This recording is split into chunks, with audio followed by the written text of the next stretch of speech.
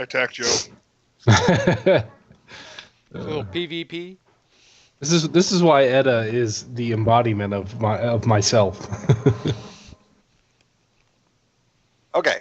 I think when we left off, Edda, you were on your way to the castle to try to find Cormac.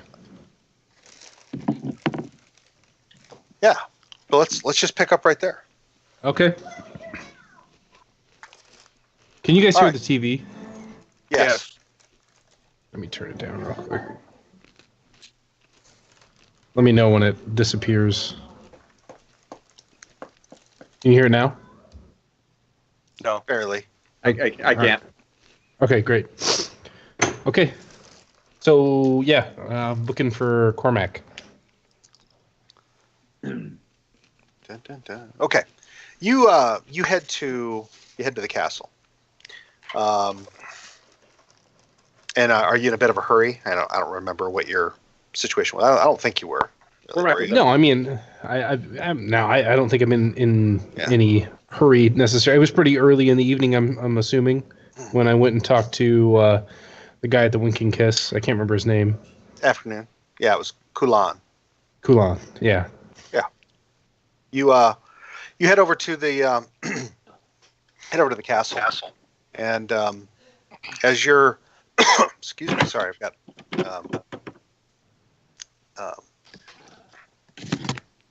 what do you call it? My God, I've just like totally. I have idiot brain, evidently. Now I've got some allergies. My God, I couldn't think of them. That, and I keep choking up. So anyway, I hear you. Yeah. So as you're mounting the steps up to the main entrance to the castle, you see someone that you really haven't wanted to really spend any time around. Hemshan, the poet. Oh shit!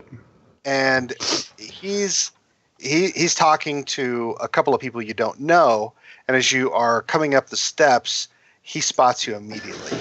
And you see as he's talking to these two people gathered around him, obviously he's one of those people that, everybody is always like, wanting their opinions about things. He's just like, he just holds his hands up, and you can imagine, even though you're at a distance where you can't easily hear the conversation, you can imagine him saying, excuse me. And he turns and starts to walk down the steps toward you, and he's looking right at you. Right. I assume there's no way to get out, to avoid him. Well, you could just run. No, I mean without being, without bringing overt attention to myself. Yeah. I look around for a second, kind of and then I just accept it, and I give a really low bow, and I greet Hemshan. He approaches. He says, Edda Rowbottom. He goes, I've been looking for you. What can I do for you, or what can I do for you, Hemshan? He says, well, you and your friends. He goes, first and foremost, he says, I want to pay you my thanks for aiding the city in its time of need. He says, I haven't seen any of your companions. It seems as though Lord Captain Torwin might be keeping them quite busy.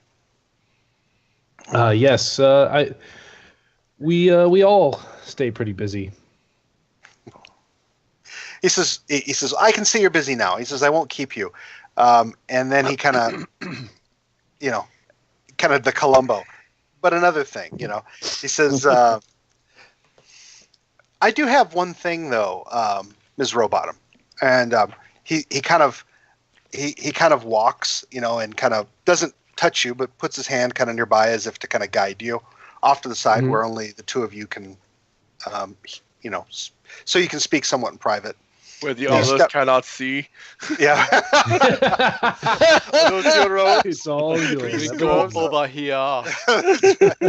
Oh God! All right, so you end up walking just at the base of the steps up to the castle in the grove that Lord Fell keeps to the Old Faith, and he says, "Can I be plain with you, Ms. Rowbottom?" Sure. He says, he goes, I've been saving this for some time. He says, but perhaps it would be best if I just give this to you now. Flat. Okay. I give him like a very suspicious look, as he, I'm sure, is like rifling to produce whatever he's talking about. He just like pulls a scroll out from like his sleeve, like he's been saving this. Okay. I immediately become, curious as to what this is. You have been served. Are you at a robot? He holds it out for a second, and he still has it in his hand. He hasn't quite extended to give it to you, and he goes, "No, it's probably best if you just read this." Okay. It is a summons. I kind of slowly take it and I unravel the scroll. All right. It reads, "Dearest Rose Petal, would that I could witness your graduation from the esteemed College of Alator. Please know that if the gods had any mercy for me, I would indeed be there to congratulate you in this moment of triumph. By now, you may have learned that Hemshan and I traveled together in our youth and forged a friendship akin to brotherhood. Knowing that I would soon be gone, he swore to protect you. For my part, I left you with something worth more than the gold and jewels I'd amassed, an education. With that, you are well armed to find your fortune, as I did. It's not my intention to cloud your achievements with shadows from the past, but I suspect you'll want to understand what happened to you and my part in your story, and even the identity of your mother. Speak with Hemshan. He will tell you my story far better than I could. He always had a gift for words, but that one part of my tale that he does not know, for that you should seek Shadrach of the Renee Barge people. The last I knew, he traveled the Neardiv from his base at Radagast City. The tales you hear will not always show me in a flattering light, my dear, but all I've done since you came into my life has been to give you opportunities that others would take away from you. You are your own woman, Alessa. Never forget that. Or the love of a father you'll never know. Love and regrets. Castian Roloviri." He waits while you read this, kind of studying your face. I would assume in this moment that as she's reading it, Etta starts to tear up, and then the moment that she's done, she realizes that Hemshan is around her, and she kind of straightens herself, not wanting to look weak in front of him, and she. I would say she rolls it up and then immediately puts it away. And I look at Hemshan almost with anger, and I say, "You've known my father this entire time, and now you give this to me? All those years that I was in the College of Lore, and you said nothing." It's true. He says, your father made me promise to reveal this only upon your graduation. He says, unfortunately, the college is most likely in ruins, and you fled before you had an opportunity to complete your training. He says, so I wasn't certain I would ever see you again. I look at him and kind of pause for a moment, and I say that the life of a Renee on the river called to me. For some reason, I knew that was what I should be doing my entire life. He says, well, I don't regret leaving.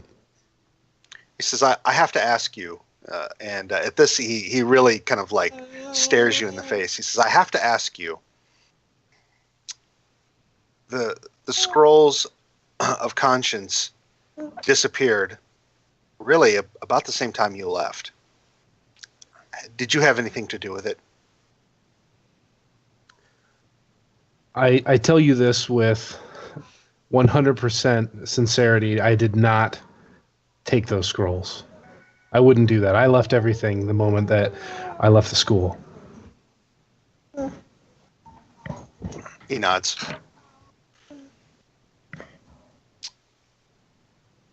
He says, as you probably know, morale here in the city is at a very tenuous point. It didn't go unnoticed what you did at the docks. He says, I think you have a lot of potential and you have a part to play in this war. And I'd like to think that you would help me to rebuild what was destroyed. Rebuild the College of Alatur. I'll have to think about it. Going back to that life, something that I left, I never really planned to rekindle that. He says, you are what you were trained to be, regardless of where you went. He says, let me explain something else. Lord Fell has offered out of his coffers to reward stories of courage and honor and really all of the best things of Tenha culture. And he says, I see all of these things exemplified in the group that you travel in. He says, if you could bring those stories to me, he says, so that they can easily be retold. He says, I would reward those with gold. Lord Fell would reward those with gold. that I can do. He says, one last thing then. The college in Nevon Nevnand may be in ruins, he goes, but the college still lives as long as I am here. He goes, I would like, however, for that legacy to live on. He says, I would be willing to graduate you from the college if you would find the Scrolls of Conscience. I can do this as well. Although, I think we should worry about the fate of Redspan first. He says the two may not be so far apart as you might think, because those scrolls are very important to us, not just for some theological or philosophical reason. He goes, we could speak more on this later. He says it's I don't know how urgent it really is. He says, and I see you're busy, but I wanted to make sure you got this letter. Well, I appreciate that. You have to promise me one thing, Hemshan. He raises an eyebrow, but he doesn't promise anything. You will tell me stories of my father. He seems to relax a bit, and he smiles, and he says, absolutely. I give him another bow, and I say, I must be going. He turns and watches you go running up the steps. I must go now. All right, so you don't immediately find him anywhere. Cormac? Yeah, I mean he's you kind of knew that he had a room, and other than that, there was the Lord's Feast Hall. He seemed to kind of frequent that. He's not in any of those locations. Listen at the bedroom doors for heavy breathing. That's I a good ask. suggestion. I ask around the guards. Who's the kind of warden around? Sir Iron. He's the guy. He's not the master at arms or whatever. Who's in town or in charge of the town guard? Is that Iron? Lord Captain Torwin. Torwin, yes. He would be in the keep, correct? He's been pretty busy, as you can imagine, with the defense of Redspan, but he's not he's not visible at the moment. You grab a guard, and he's not in the keep right now. Okay. Well, if I can't find Cormac, and I would say that most likely Edda's train of thought has been completely derailed. So I really think that I'm going to give up on the whole idea of trying to gamble, especially after what Heavenshawn has told me. But I will. I'll maintain my search for Cormac. You said the other place was at the docks, right? Where is the other place he could be? Oh, Yeah, down on at the down at the boat. Yeah. I'll make my. I'm not going to make any kind of haste, but I'll make my way down to the boat. Okay, Scotty, you've finagled your way down into the dungeons, and you find where well, what was her name again? Damn it! A second. I wrote it down somewhere. Where the hell did I write it down? I do this constantly. Lately, between these two games, I have so many goddamn NPCs I'm trying to track at any given time. It's just awful. Let's see. Damn it. Which NPC? The one in the dungeon? Yeah. I can go. The one we brought back? Yeah. What was her name? It was M something. No, it started with an F. I'll find it in just a minute.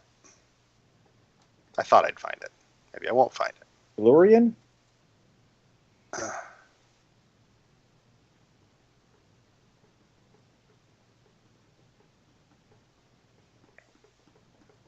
Give me a moment. Okay. Fenisteer.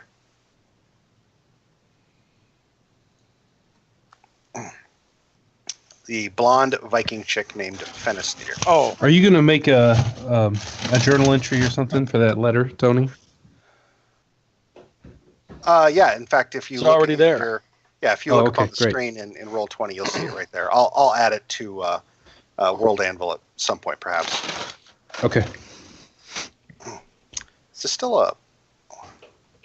Oh, it's I didn't take it out of preview mode, but yeah, you see her. She looks a little bedraggled, but not too badly bruised, and she's in a cell by herself. Fenisteer. She she's like in a corner, with her hood up. You see, she just kind of lifts up the hood a bit, and she comes to her feet. She comes rushing over. She goes, "How the hell did you get down here?" Didn't I tell you I'm a noble? I'm staying in the castle. That wasn't just a line. She's like, "Can you get me out of here?" And she says, "Did you encounter anything?" I show her the sword. She goes, "Put that away." Put by my cloak again.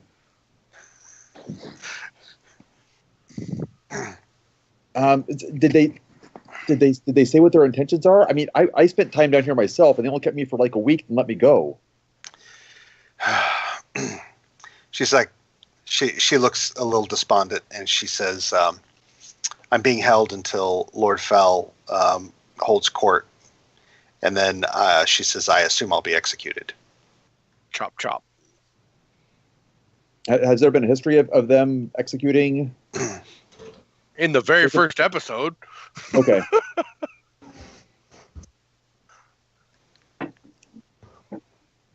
Okay. Let me see. He's blonde. Here's your gold off with his head. Thank you for your service. Yeah, I remember that. Yeah, buddy. Thank you for bringing the people. Here's your money. Take his head. I'll be sure to Next. put your sword to good use. Yeah, that's right. I She don't know. sees the wheels. She sees the wheels kind of turning in your head, and she says, "Don't put yourself in any danger on my account." Are you sure? Because if worst comes to worst, you could die in here, and that's that seems pretty bad. She says, She's like, "You could jeopardize your position here by. I don't know what you would do." She says, "If you're friends with that Rene boat captain that you talked about," she says, "you should book passage and get out of here."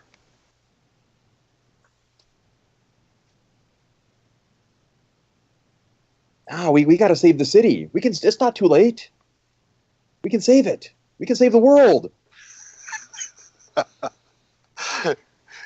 She shrinks back into the corner. She kind of pulls her hood low, and she goes,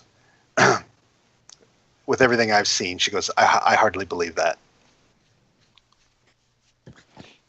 If I can get you out of here, will that give you an optimistic outlook on life? She says, "If you can, yeah, perhaps." She goes, All right. "But I'll never be welcome in this city." She goes, "I was just trying to, get a boat and get out of here." Yeah. Okay. All right. So I'm going to talk to Lord Fell and see if I can convince him. Now, I may need your help for this. The best I got is to convince him that you're my girlfriend, to vouch for you. This may require you to go along with this plan. She looks at you rather dubiously. So we should have sex first. To make it believable. Consummate Yeah, this. yeah. We should consummate this deal.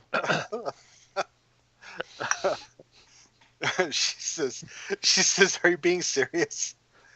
She goes, If you have a better plan, I'm willing to listen to it. She goes, "You're gonna suggest that your girlfriend is of the Frusty barbarians, and you don't think he's just gonna throw you in irons because of that?" No, I'm going to say you're from South. You just have exotic haircut. She goes, "I barely speak common." She goes, "I don't know shit. how easily I'm gonna pull that off." Yeah, probably not. Okay, maybe we need a better plan. Come here. Come here. All right, let me work on that. If you have any ideas, let me know. But Yeah, call me. That's right. She comes back to the bars and looks one way and then the other, and she says, "Do you know any way out through the dungeons?" no, I've only lived in this castle for maybe like a week. Okay, a guard down the way says, "You there, lordling?" He says, "That's long enough." Shit. All right, I'll see what I can do. Okay. She seems rather sus, like she doesn't necessarily believe you, but she just kind of nods and goes back into her corner.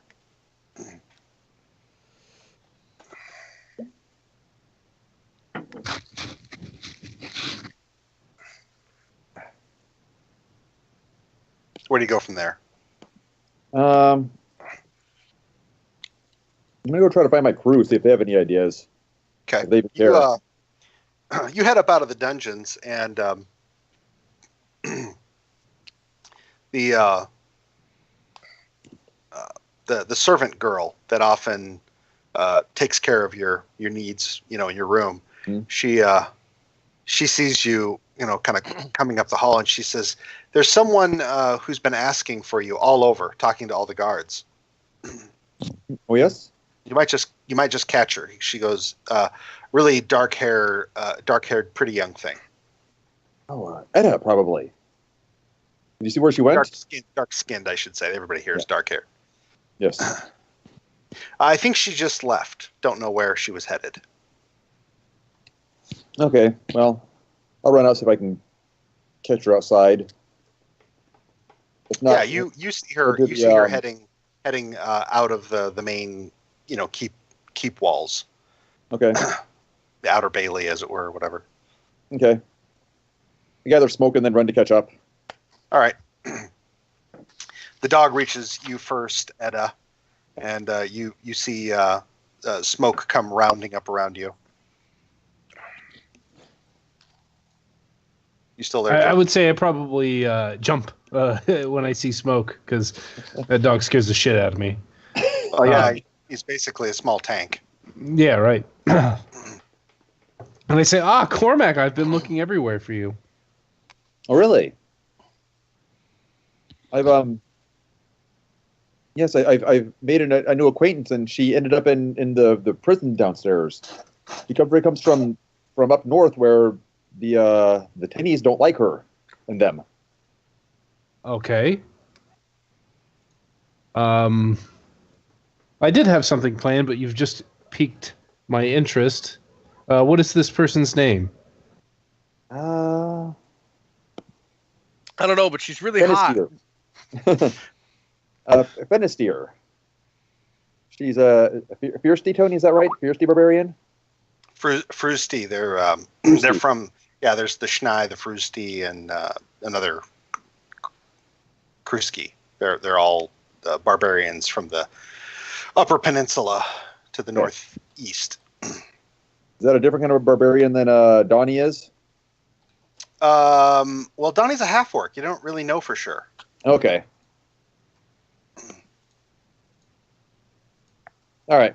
Anyway, so evidently she said she's a barbarian from the north. And Okay. was captured based on that, as far as I can tell. So what would you have me do? I don't know yet.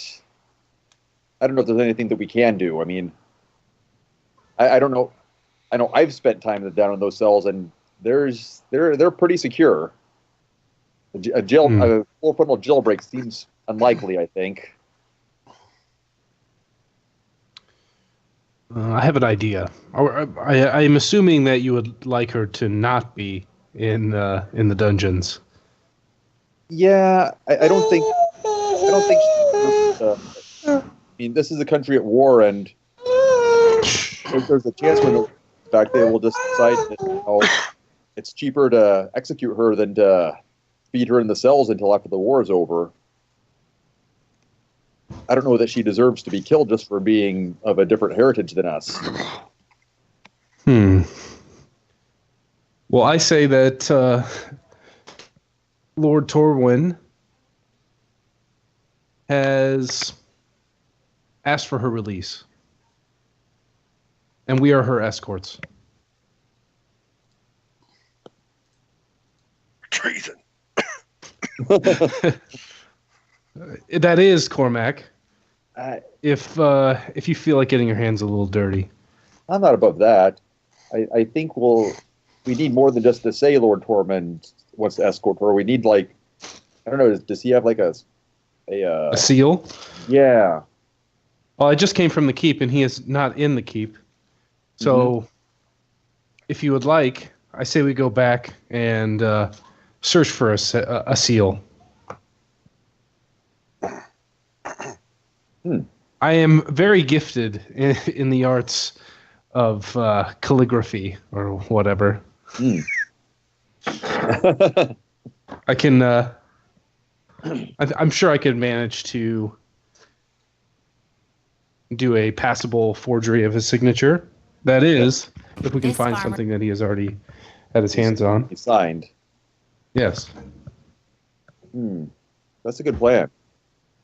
Well, no time like the present, and I immediately start walking towards the keep. All right. Turn around. Okay, you guys head off to do that. Flash, remind me where you were. Let's see here.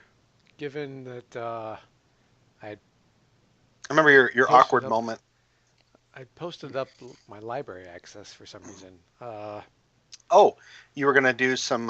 You were gonna do some Research on something? research. Well, and specifically, Palmer has mentioned that he's got research to do. So I don't know if you were thinking of something else. What was, Palmer, what was your research? It is the 5 blades of Korask.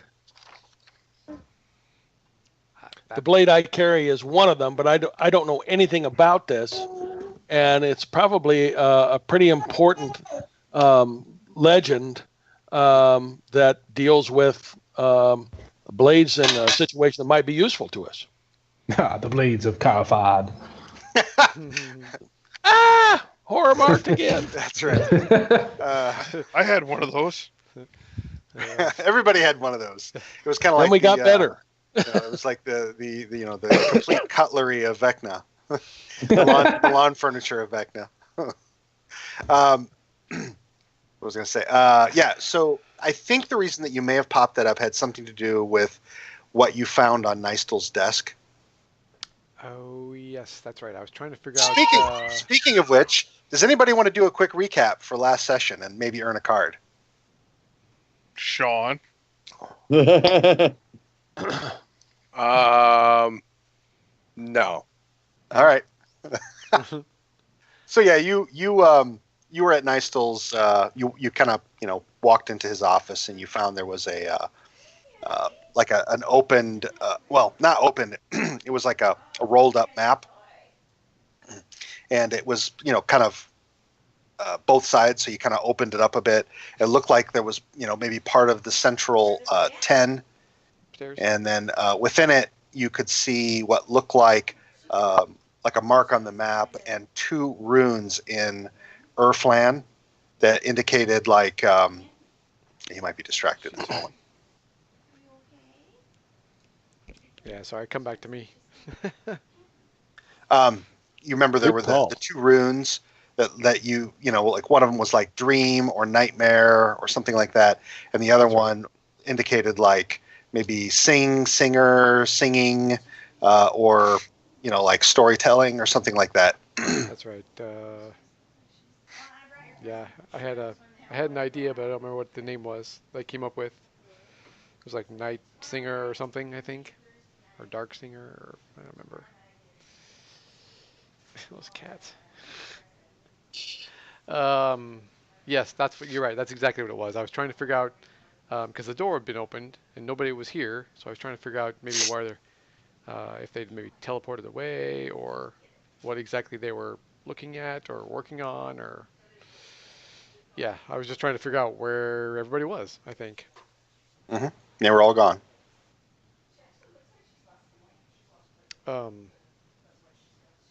Did I make a check and roll poorly on trying to like a I don't think you have Urflan as a language, do you? nope, but I do have comprehend languages, so I can definitely learn it up real quick. Okay, so you're still in Nystul's study. You're going to cast comprehend languages and then look at it. Does it work with written language? I think it does, doesn't it? You understand the literal meaning of any spoken language you hear. You also understand any written language that you see, but must be touching the surface on which the words are written. Okay, so you do that right there and then? Yeah, sure. Okay, so you take the 10 minutes or whatever to Yeah. ritualize it? Yeah, ritualize it, because wasting a slot. Okay.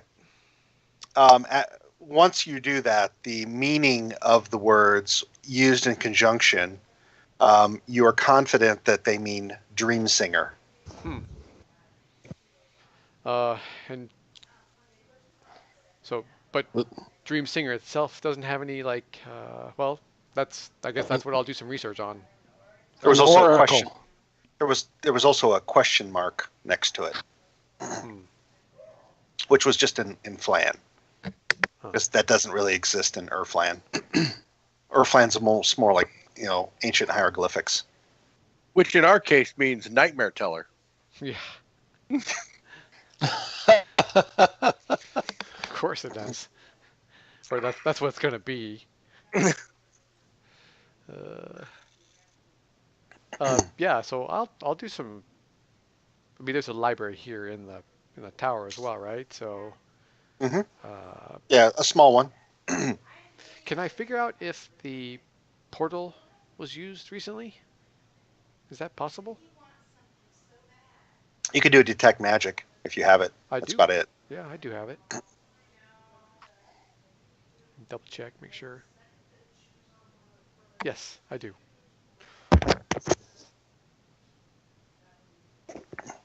Excuse me. Okay. You cast it or ritually cast it or whatever. And Yep. yes, it does look like the portal was used today. But there's no way to really glean where somebody went to. As far as you know, he's used it mostly to go back and forth between here and Radagast City. Well, that gives me an in or an idea. I'll go find Enwin. Okay. All right. You know she's staying at the it's the King's Crown. Couldn't it have been Dreamweaver? No. Damn. That'd just be a great, intro for every time the words are said. That'd be terrible. uh, Just awful. No. Where am I?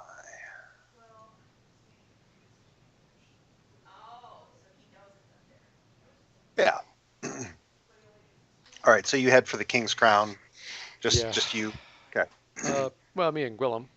And I don't Well, think Tinker wasn't here with me, was he? Or was he? No. I was by myself. Okay. Yeah. Yep. Okay. All right. So I you was shopping with Iona. That's right. Okay.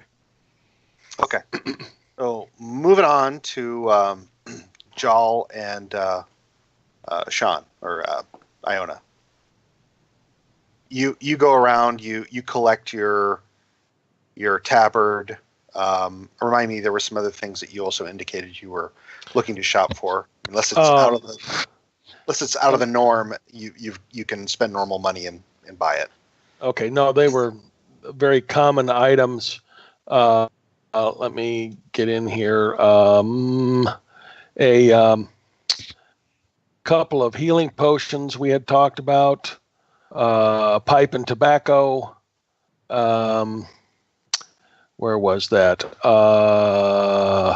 100-foot silk rope, a whetstone, 2 vials, and 3 flasks, so that I can make holy water. Holy water. Yeah, no problem. You can get all that normal price. Except for I think we said that the potions of healing were going to be. I think you negotiated for 50% on top of the cost. They were going to charge you double. So. Yep. Okay. I've got some tobacco. So, Iona, I mean, do you take him around to all of these places in Red Span? I mean, you obviously know the town really well. Yeah, I'm basically killing time till sundown. So where I got to go break into the counselor's house or counselor's room. Oh, you're talking about the Sir Iron, the seneschal, or Yeah, the seneschal. okay. So yeah, I show him around. While we're out and about, I'll offer to buy him lunch,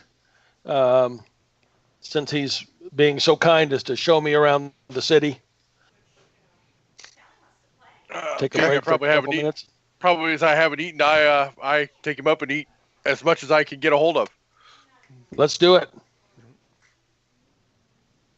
When I'm walking around with him, though, I keep my hood up and let him be the famous one, and I try to remain in his shadow, almost like I'm, his servant or his, his guide. Okay. I'm nobody. Remind me, Don, where you were. I think you guys, like you'd seen the trapdoor. Yep. Leading down, but you decided not to go in. I mean, you were pretty badly banged up, weren't you? Yep. They were dragging me out as I was taking all their gold and bags of tobacco. Tore up the place. That's right. Iona, you get this itch right between your shoulder blades after you've, taken Jal around for, most of the late morning and early afternoon after you ate lunch at a street stall. And you have this feeling you're being watched or tailed, one of the two. I remain casual and start doing random turns. Don't go in straight lines. Evasive maneuvers. Telling Jal where to go, or you break away from Jal? No, I'm just like, this way, that way. Let's go through here. Let's go down this alley. After a while, Jal, you get the distinct sense that we're walking in circles. Yeah, he's not taking you to any particular stall. And after we make several turns, I try to watch and see who's behind me, and then make several turns and watch and see if I can pick up who's behind me. You want to take a look at who's behind us? After he gets, I'll do an immediate about face and just.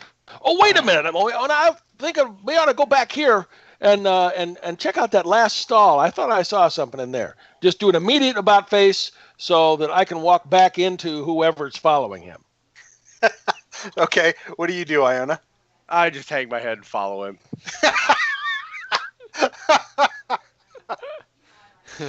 Go to a stall and look at and say, no, that's not what I thought it was. Sorry about that. So, Radzik, you're getting tugged around by Cordelia, and then of course you've got a kind of a still slightly groggy. What the hell was his name again? I carry him.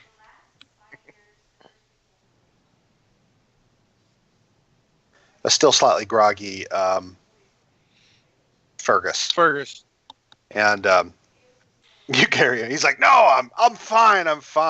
Although, like, if you don't have, like, if you're not tugging him along too, he starts to fall behind and kind of, and finally Cordelia kind of like shoves you in a dark alcove, Radzik, and she's like, wait here for a second. Why? I think I saw Iona. I'm not certain yet, though. Hang on. All right. So finally, she whistles for Ferrero, who nudges for you to follow, and you kind of are following Cordelia at a bit of a distance through this throng of street vendors and just a crowd in between them. You guys are in the marketplace, and you're feeling like absolute dog shit. By the way, you've not had a chance to kind of take a breather and recover at all. Yeah, you still. Yeah, I mean, it doesn't go completely unnoticed, and there is a bit of a trail behind you. At one point, though, Radzik, you see out of the crowd.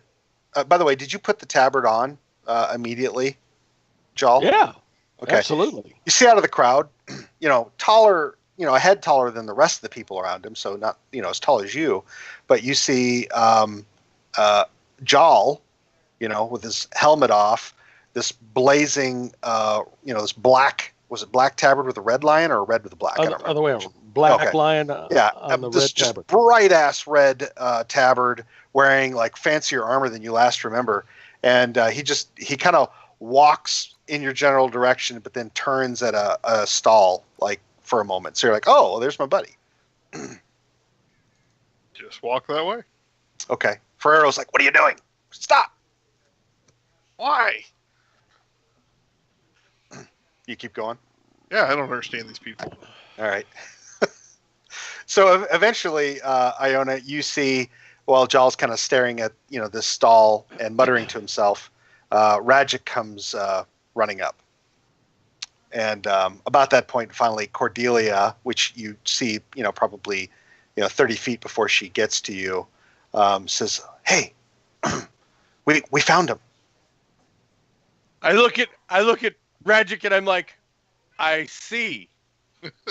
Well, he's probably 60 feet down with Jal. Oh, yeah, and you can tell even from here that he's dripping blood. I'm like, what the hell? Why is the barbarian bleeding? He did not follow the directions that you provided. Of course, he wasn't there when you provided them. She says, so I mean, there's that.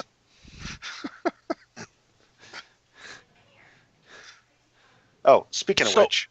So what happened? We didn't get around to that, Donnie. You get a draw from the deck for that last session. Oh. Where's my mouse? So I asked her what happened. She says, well, we traced him back to this tobacconist shop, and Radzik just walked in. He walked right past the Got it. The shopkeeper, and I guess he must have poked his head in the back, just looking. He walked back out, and Fergus was sitting across the street, like we typically do when we're casing a place. And he sat down next to Fergus and, said, "Hey, he's in there." Fergus was able to keep him, just seated, and the two drank coffee for a bit. But somewhere along the line, while we were watching the exits, somebody must have found a way to circle around. And the nearest we can tell is that they hit Fergus with like a sleep dart of some kind. And they were about to jump Radzik, and he happened to notice right before they got a surprise strike on him. They fought in the alley, and I was able to get off a shot at one or two of them. We took them all down, but when we ran back in, it looks like Kren got away. So now not only does Kren know that we're following him, we've engaged in combat and then lost him. She kind of takes a few steps back from you. The master is not going to be happy. She says, if it's any consolation, I'm reasonably confident that he and his people saw no one but the half-orc. Other than they tagged Fergus. Well. Hence then they know you two are with them or I am with them. So we're completely blown. She says, so what do we do? Any information gathering is fucking blown. She says, what should we do? We do it. Get it on the streets and find out where he's hiding. Don't take the orc with you again. She says, don't engage. Just see if we can figure out where he's at. She actually looks significantly relieved. She says, "Fantastic." She says, "I'll leave him with you," and she immediately takes off again.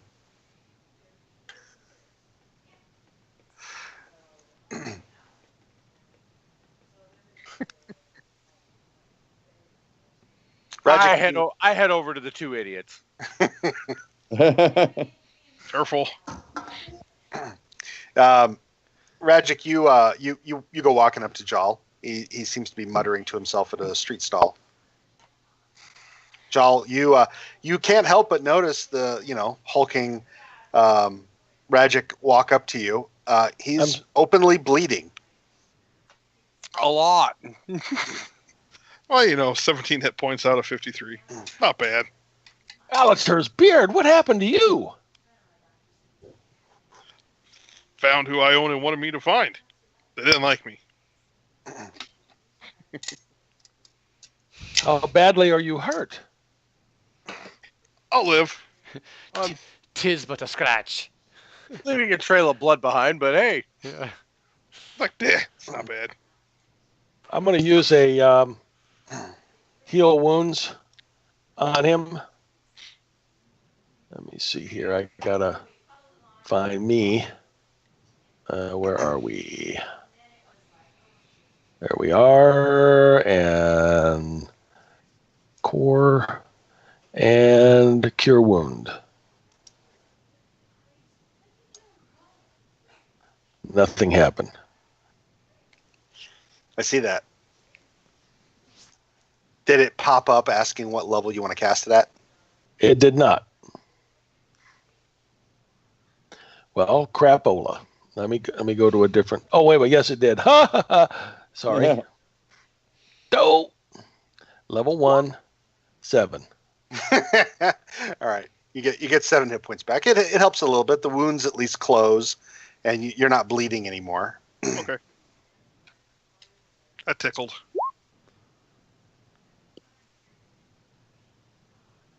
When I get over there, I give him one too. So, Iona, you get that same itching feeling again. yeah, when we get over there, I touch him and put one on him, and then I'm like, we got to go. So 5 more? Yeah. Sweet. But you actually took 8 sneak damage, so you really only got -3. I half that because I'm mad.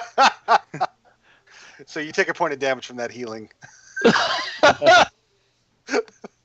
I'm teasing. Whatever. I touch him, giving him the points back, and I'm like, we got to go. Oh, lead on. Okay. Where are we going? Wherever Found he your guy. wants to go. I heard.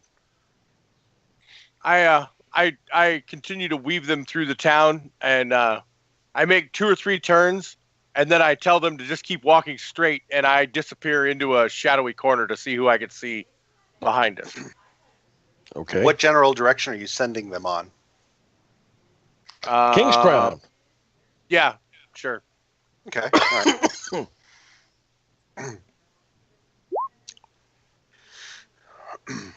right. Not my best.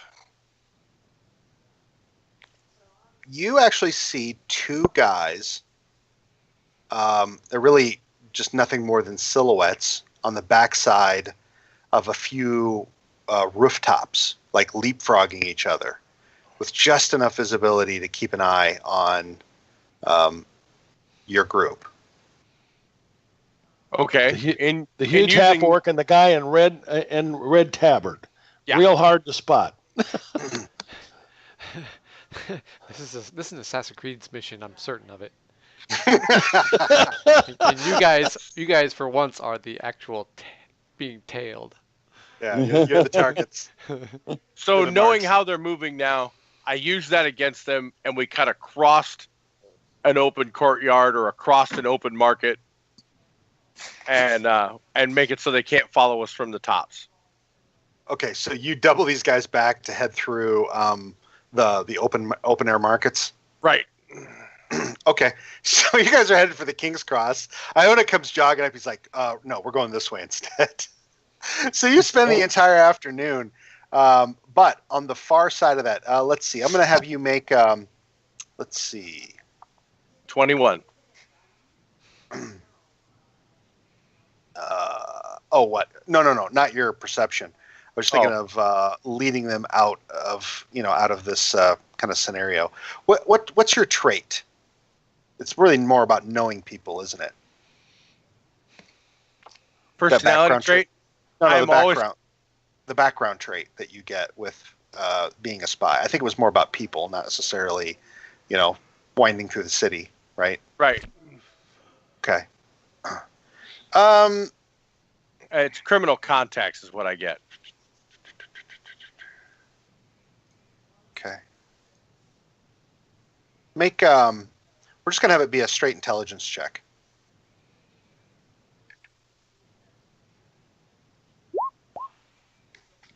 Okay. All right. You end up going completely around the backside of the market, and then cut straight through the middle of it, and then immediately grab a couple of more of the shadowed alleyways to try to work your way back toward the King's Crown. You're reasonably confident that you lost the tail this time. Okay. I take them back to the vicinity of the King's Crown so they know where it's at, and then I'm gonna have to go. And by this point, it's evening. Well, I you. I needed to go before evening because I needed to be there for sundown. So if it's already evening, then there's no point for me to excuse myself because I missed my. No, it's dusk. That's what I mean by evening. It's getting close to dusk. Okay, so I excuse them and then I run across town to the castle. Fare thee well.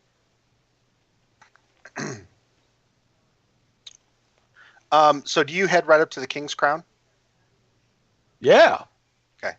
As you're approaching, you hear a couple of giggles, and you see, at a like a residence, a house nearby, the 2 girls from the other day, was it earlier this morning, in fact, or last night? Yeah, it was this morning. Yeah. I look at them and give them a big smile. Say, "Good evening, ladies." They take it as an invitation to come over, and how you doing? Do you say that? Yeah. Hey. And just laugh and smile and keep walking.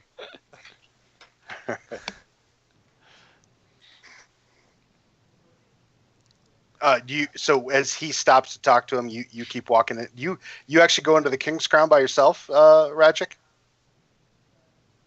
Oh, this is not the place I stay in, is it? No. I guess I would not, because I know better. I guess I just do the "how you doing" and give him a few steps and turn around and smile. No, wait. I'll let you do intimidation check at disadvantage. Because you're not trying to be intimidating, but you are a half orc. Intimidation. Well, Oh God! he cracks a big grin at these two girls, and they just bolt. But oh, Just saying hi. Not very friendly, are they? come see me later. Come on. Go in and I'll buy you an ale. Or 4. Okay. Rajik, you feel distinctly unwelcome when you come in by the bartender, the barkeep, and everybody, and the patrons, but nobody says anything. You think it probably is, either because they're scared of you or maybe because of, the guy you're with. I think it's because they should know better than to be say anything to me. Maybe. Joel, you're a fairly insightful guy. You see the sidelong glances and all that kind of stuff. They're not being discreet about it. Okay. Stand up and turn to the assembled group and say, "A moment of your time. Let me introduce you to Rajak, my comrade in arms. He and I have fought the host shoulder to shoulder, and he is a friend to Redspan and all those within." Make a persuasion test. Alrighty. That food you're eating? That's Brought to you by That's Rajik. exactly. I'll give you advantage on it just because you're the folk hero and you've got the people of Redspan know you very well. Persuasion, right? Persuasion with advantage. Okay. All right. It starts first with a barmaid. She's she's a particularly outspoken barmaid. She sets aside her mugs and she starts clapping, and that seems to get things cascading. It takes a little bit, but pretty soon everybody's clapping, and people get up, and somebody buys both of you an ale, and then another person buys your meal. Oh, that's the trick. By the way, it looks like we lost Sean. It's that time of the night. Yep. Reboot. Oh my God.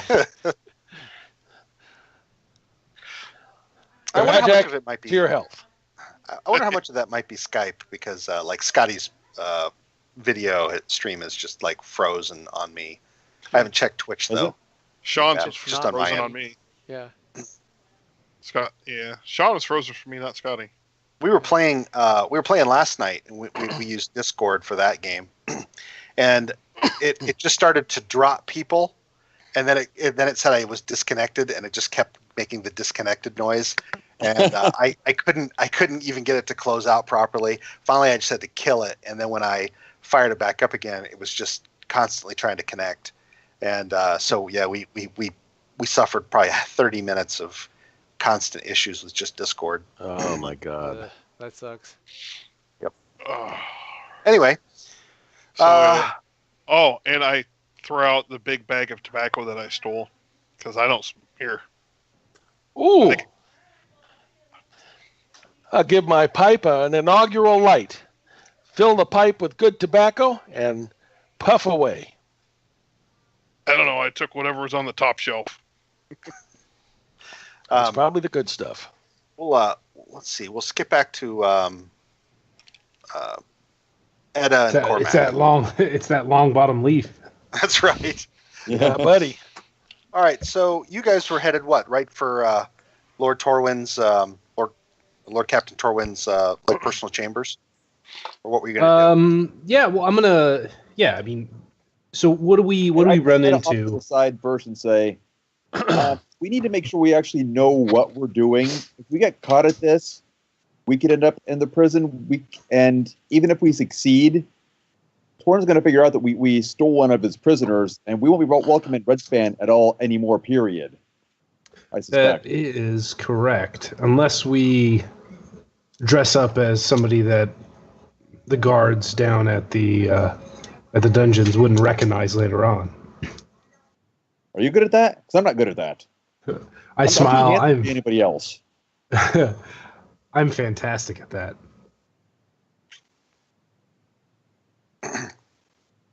Okay, so where do you guys head? I would say, yeah, we head up towards Torwin's thing. I want to make sure that is he back in the keep, because that will change our entire trajectory if that's the case. Quick check with some of the guards that you've become familiar with indicates that he hasn't been seen since morning. Okay. Let's go to his chambers, and I want what's going on around his chambers. Yeah, he actually has a guard posted outside of his door. Okay. Is there like a closet or like some sort of room at all that this like that is near the guard? Oh, there's alcoves and everything. Something with a door on the other side. Yeah, you could easily get yourself behind a door. There's actually a door with a set of stairs going down to some other part of the castle. Probably 20 feet away from him. I'm going to. Are we in a position where he doesn't see us, but we can kind of see him? Yeah, you can kind of peek around a corner. I'm going to aim my. I'm going to aim at that stairwell, and I'm going to cast Minor Illusion. And I'm going to make the sound of like a faint, like woman's screaming. Okay. Down those stairs. Okay. You see that perks the guard up. he kind of straightens a bit. He listens. He listens at Lord Torwin's door, reorients, and he looks around. I mean, there's a stretch of hallway you really can't see. He looks down there and doesn't see anybody, and then he starts walking toward the doorway where your minor illusion is set. He gets to the door and he listens at it, and he kind of perks up. He looks back at Lord Torwin's door, and then he goes to open the door down into the down into the stairs. Is that what you're talking about? Yep. As soon as he opens the door, I want to make it sound like it's also like once again, but this time the voice says, "Please help me." Okay. He goes running off. He goes running off down the stairwell. I immediately go over to the door and I try to either put something in front of it or I lock the door. It's called coppering. You need to copper him in. you're gonna penny lock copper lock the door. Dogger and Chuba.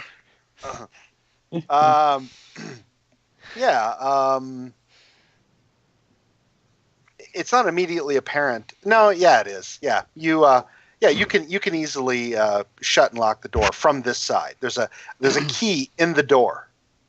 Thank you, Flash. Yeah, so you bring the door back closed. You turn the lock. Clunk. I look immediately. I look at Cormac and I say, "We don't have much time," and I go over to Torwin's door. Take the key with us. Yes. Okay. First, is Torwin's door locked? It is. So open it. See if this key works. Yeah, I try the key first. It's not a fit. Okay. Does it look like that's the only possible way into his chambers? Is there like a window or anything with like a balcony? Oh, you imagine he probably does have a window. Yeah. Well, I mean, I'm saying in the hall that we're in, is there like a window to like an outer portion of the keep? Yeah, I mean, you look down this hallway. He's kind of like in a corner, and you look down the direction that the guard was looking down, and yeah, there's an arched window that you can see out of. Shoot. Okay, well, we have really two choices. We can either try to maybe scale the wall if he has a balcony at all, or we can try to break the lock. I'm not scaling any walls. Well, I look at you and I say, then I say we break the lock. All right, we can try that. That won't be noisy. Yeah. Let him. Okay, I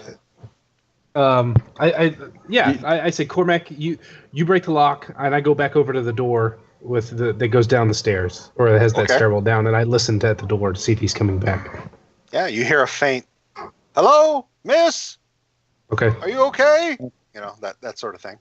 I suppose I'll see if I can kick the door in or something. Okay, you want to just do an athletics test to try to, break the door in, kind of shoulder it open. Which I suck at this, but here we go. Athletics test. Oh my God! Ow, my foot! You bounce off of it. You're gonna ricochet off the door, smack into the far wall, and fall down. Perfect. That was a natural one. No. No, it's a 3. Oh, you have a 0 at it. Damn. Yeah. You're terrible. That's awesome. Naturally pathetic. I also have a 0, so this is not going to go well. You now walk with a limp. Do you have an axe? No. Okay. I don't want to make a ton of noise. Route. If only you guys had a wizard to help you out. Yeah. Or a rogue. Or a barbarian. Yeah, you hear Ed under breath. Where's Rin when you need him? Yeah. All right, I think it's time for us to get out of here at this point. Oh God, I don't want to abandon this. I gotta see what I got. If you got anything, that's Thunderwave. Yeah, I do have Thunderwave. That would be a terrible decision. Man. that'll be quiet. Awesome. It'll work. I could shatter the door. That would work. I mean, would have. Do we have to have fuse tool? Cormac, do we have to have? Oh, go ahead. Right, go ahead. He made a decent amount of noise, kind of like, ricocheting off the door, smacking against the wall, falling down, cursing loudly. Okay, I'm gonna go. Before we decide to skip this, I go over to the window and I look in the direction of where a window that would go outside of his office. Is there like an easy ledge at all? I wouldn't call it easy, but there's a ledge. Can I use my acrobatic skill to scale across it? Yeah, I mean it's just a really narrow ledge, like probably that. You can pretty much put the balls of your feet on it, and then you've got to try to, like balance your weight right up against the wall. You think you could probably pull it off. Well, but you look down, you're looking at about a 25-foot fall. Okay. You know what? Yeah, Edo would definitely do it. Okay. I tell Cormac to watch the door. If he comes back and he starts to mess with the door, that to let me know, and I try to scale the wall. Okay. Are you going to just make a roll, or do you want to use a card, or what do you want to do? I'm stealthing, Tony. What you're like? What, just in the hallway trying to like find a dark alcove to sidle into? Okay. Yep. Yes, Tony, I do. I would like to. I'm going to use. Ooh, not that one. I'm going to use the Inquisitor card to gain advantage on this. Okay, go ahead and drop the card. All right, give me a second. There you go. Okay. All right. Oh, thank God. Yeah, that would have been a fall. God. That would've been ugly. Deadly fall. Yeah. So hard. Woo! Good call. You scale the edge of the outside of this. You're on the outside of the castle walls. You hear somebody above you walking like ramparts and talking back and forth to each other, maybe 10 feet overhead. Nice. And there's a bit of an updraft that kind of billows your skirts a bit as you just press as tightly as you can against the wall and sidle your way over to a window. You do see that there's it's kind of like a tower corner, a rounded tower corner, and right there set in is a another window of the same height and size. You could easily squeeze through it. Okay. I'm going to do so. Okay. You're now inside what appears to be a suite of chambers, a bedroom specifically. Okay. I'm going to stealth my way. I'm going to try to be as quiet as I can. Okay. You Oh, nice. Oh, you're incredibly stealthy. You go to the door. The door's closed into the next chamber. What do you want to do now? Is it locked? It's got a handle kind of deal. Mhm. It turns. Yeah, I'm going to be quiet as possible, and I'm going to turn it and kind of peer into the door before I completely open it. The door opens completely silently, and beyond it, you see what looks like a large receiving area and study. And you see a desk. Laying directly in front of the desk on the floor is a dog. I look. Is there any food? I mean, if this is his study, does he have like a pantry or anything like that? Well, as you walk through the bedchamber, there was like some cold chicken left over on a table by the bed. I grab it. And a glass of wine. You grab the chicken leg. Okay. Yeah, I grab the chicken leg and I down the wine. And I go back. Gotta calm the nerves. Yeah, I go up and I at the dog and I brandish the chicken leg. Okay, make an animal handling check. with advantage. Ooh, still not well, good. even with advantage. Okay, he trots over. He gets to about 5 feet away from you, and his ears start to lay down, and you see his gums peel back, and a growl starts to build in his throat. Okay. And you see he's not really sitting. He's kind of like he's getting down on his haunches a little bit. Is he following the chicken at all? Just barely, but he he hasn't attacked you yet, but he seems like he's right on the edge of it. He hasn't really started to bark yet, though. He's like kind of just. Can I see, Tony? Can I see anything? Can I see anything on the desk? I'm looking as I'm swinging the chicken leg. Can I see his seal or anything? I feel like that might be laying out on the desk. You do see what looks like a large kind of brass sort of knob with something underneath of it. There's like a big like a small bowl sort of deal with like a big piece of red wax right there. Of course, he's got candles on the desk, several sheets of writing paper. Yeah, I mean, his desk is definitely well used. You see an inkwell and quills, the whole shebang. Okay, I toss the piece of chicken at the dog, and I run for the brass piece, and I grab a couple pieces of parchment that are on hopefully something he's written on. Okay, so you're okay. Do you want to drop any sort of card or do anything else, or Nope. are you just throwing the Throwing the chicken. Yeah, I'm gonna try to throw the chicken at him, and then really, I just want to distract him for a quick second, and then hopefully grab that stuff.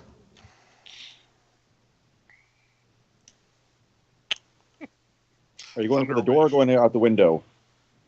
I'm going out the window.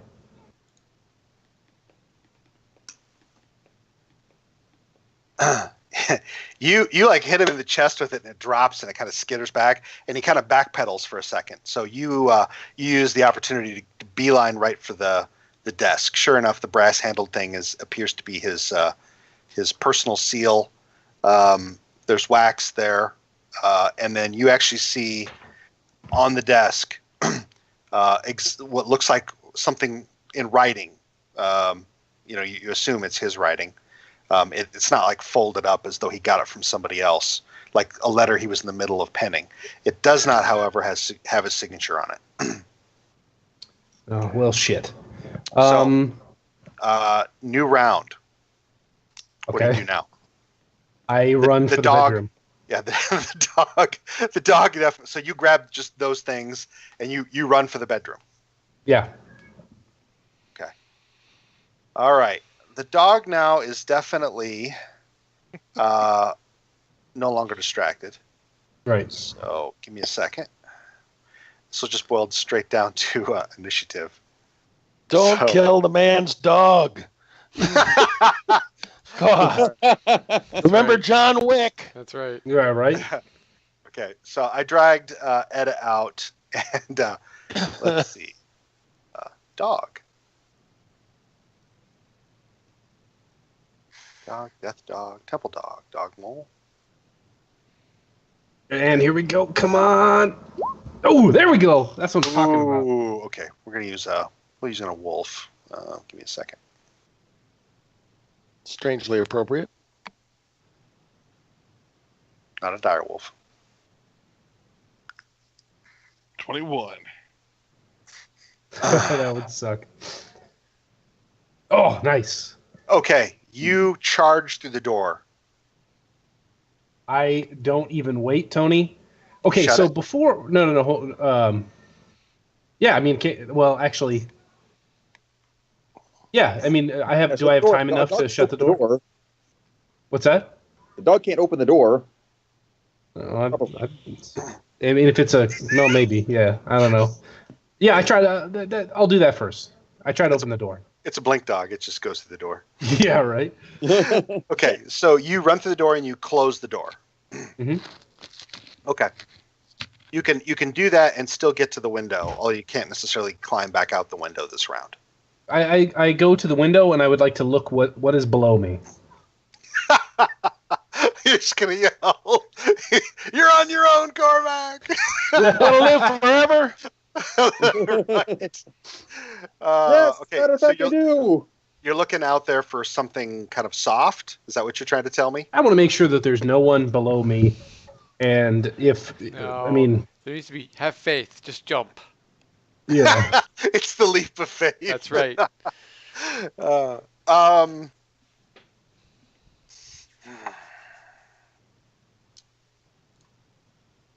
Is it? Yeah. If there's no one below me, and then also if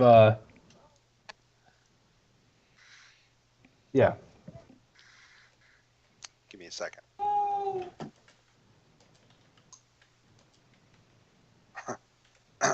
Well, unfortunately, you're not so lucky as to see something like a merchant stalls, tarp or thing out there, or even better, like a wagon full of hay. Wagon full of hay. None of that's out there. What you do see is what looks like a set of very thick bushes, and they're not even at the direct base of the wall. They're probably a good 5 feet out. You'd have to make a leap for them, and they might help break your fall a little bit, but you don't know. I kind of like hoarse whisper to Cormac, like psst, psst. By the way, you're still in the bedroom. I know. Yeah. there's another window all the way over, and where you have no idea exactly where he's hiding. Yeah. Oh, I didn't. Whatever window I came from, I was Yeah. trying to whisper in that direction. Whisper And to then- that area. Okay. Yes. Hopefully, I mean, if he can hear me, that would be great. Hopefully, it draws his attention, and he'll come to the window. The door rattles on its hinges, and you hear a bark bubble up in the dog's throat. Cormac, you hear that, and make a perception test. You speak dog? Translate. Perception. Timmy's falling down the well. Oh yeah, you hear kind of this, like you said, a horse whisper, kind of this, psst, Cormac. Yes. It's like it's probably a 10-foot. It's 10 foot to the window that she jumped out of from the alcove Gaming, where you're bitch. hiding. Yep. Also about that same time, Cormac. No, you not hear, yet. You hear the door. Hey, Yep. Flash, you want to Bye-bye. mute for a second? Oh, okay. You also hear the door rattle in its hinges where the guard went down, and you hear, what the hell? All right, take the key. Put it. Nah, there's no way getting around this. He's going to know that something happened. Yeah, keep the key. Yeah. Good idea. Yeah, they're gonna notice that the thing is missing. Mhm. So there's no hiding this. No. Yeah, I go to the window. Okay. All right. Do you poke your head out? Yeah, poke my head out. Okay. I you go can ahead. see him. He's probably 15 feet away. The door is rattling, and now the barking is starting to get louder. Okay. I look at Cormac and I say, "Do you trust me?" Yeah. Okay. Come out on the ledge. What? I said, "Do you trust me?" You said yes. Come out on the ledge. Are you gonna catch me? I retract that statement then. Remember the Matrix. I go out on the ledge. Okay. You hear a loud, banging on the door behind you, Cormac. Hey, I look at what's going on? I look at Cormac and I say, "On 3, we jump." Jesus Christ. I just start counting. 1, 2, Jump. 3, and I jump. I You, guess I jump. okay, great. All I right. cast Featherfall. Can you catch both of you guys? Yeah. Up Do to you 5 have- falling creatures. Do you have Featherfall? Yeah, that was like one of the first spells I took. Okay. Oh, nice. Yeah. Yeah, so as soon as we start falling, we just kind of float down to the ground. Okay. Right. You land. You land in kind of an open area. Well, kind of. There's some bushes between you and the wall, which kind of gives you some slight concealment. But you land kind of. It's still rather fast, Cormac, but not so fast as to cause you any damage, and you're able to land on your feet. Whoa. Okay. Well, what do you do now?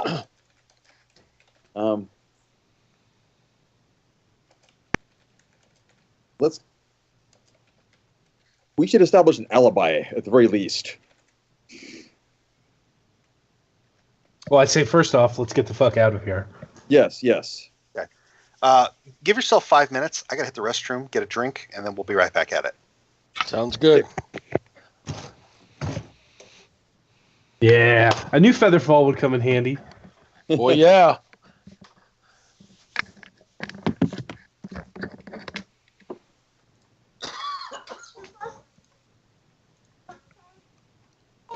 Don, you still there? Yep, I'm here. Yeah, so Lisa had a smile on her face the entire time she was driving that car. I could see she tumbled it 2 or 3 times She very did. nicely. Yep. Apparently got to slow down when you turn in. Oh yeah, especially with the 4-wheel drive, they tend to grip hard. Yeah, it was very much. Yep, we will have to make some ramps and go to the That's right. office and and play. Yep. Now Flash needs one too. No, I think that was enough money for now on that. Did you buy Lisa a remote control car? I did. It was her birthday present. She wanted it, and she fucking loves it. I got her hooked. Oop. I have to bring the Phantom over, and you can fly the Phantom over the top of it while driving around. Yeah, I was telling her, I'm like, if I was a good enough quad guy, I'd chase you on it, get footage. But You could with the Phantom. Yeah, that's true. Just bring the Phantom over and get charged up, and you can video all you want. Yep. But yeah, so I like I texted you. I said I hate soldering. I hate soldering. I do. Yeah. It takes a lot of time and knack to learn it. It does. Yeah. There's tricks to it. Yeah, there totally is tricks to it. I'd had a project on the bench for the past like 3 months or so. It was all because of soldering. And so that last night I'm like, all right, I'm fucking doing this. So I sat down and I had to resolder an antenna.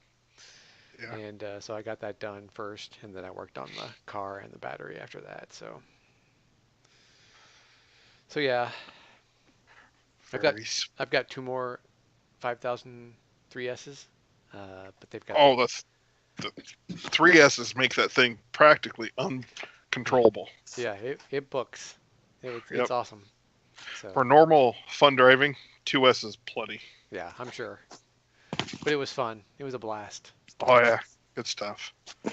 So I got to get my other 2 5000s switched over to XT60, and then I'll have 3 batteries. So I got to get that one soldered up, so I'll have 2. Keeping my eyes peeled now for sales on the 3S's. Oh yeah, that's why I should have picked up more of those for $20. That was cheap. Actually, $20 is a great price. That's it was like dirt 21. Cheap. Yeah, they're normally 3 times that. Yeah. Yeah, 2.5, 3 times that. Yep, something like that. I think I paid $50. I think at Hobby Haver for the other one. Yeah. The one I bought from the Hobby Town was a Venom. Apparently, it's an upper.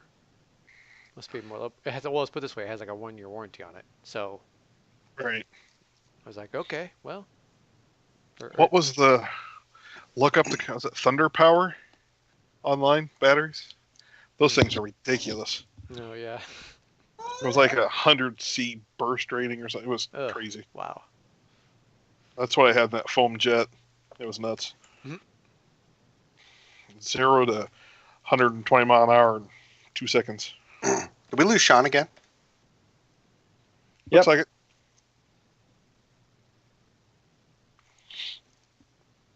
So did she destroy her tree some more? No, we went down to the shop. A lot more room down there. We were driving on the street, the dirt road between the buildings, and we're tearing it up. It does. Air compressor. She did buy a can of air to clean it off. So. Yeah. It really does tear up we toss the grass around. Yep. I know I haven't cleaned mine yet. I told Lisa, I'm like, we're driving enough over the garden. We won't have to till it this year. Because it does. It really tears through the dirt. Yep.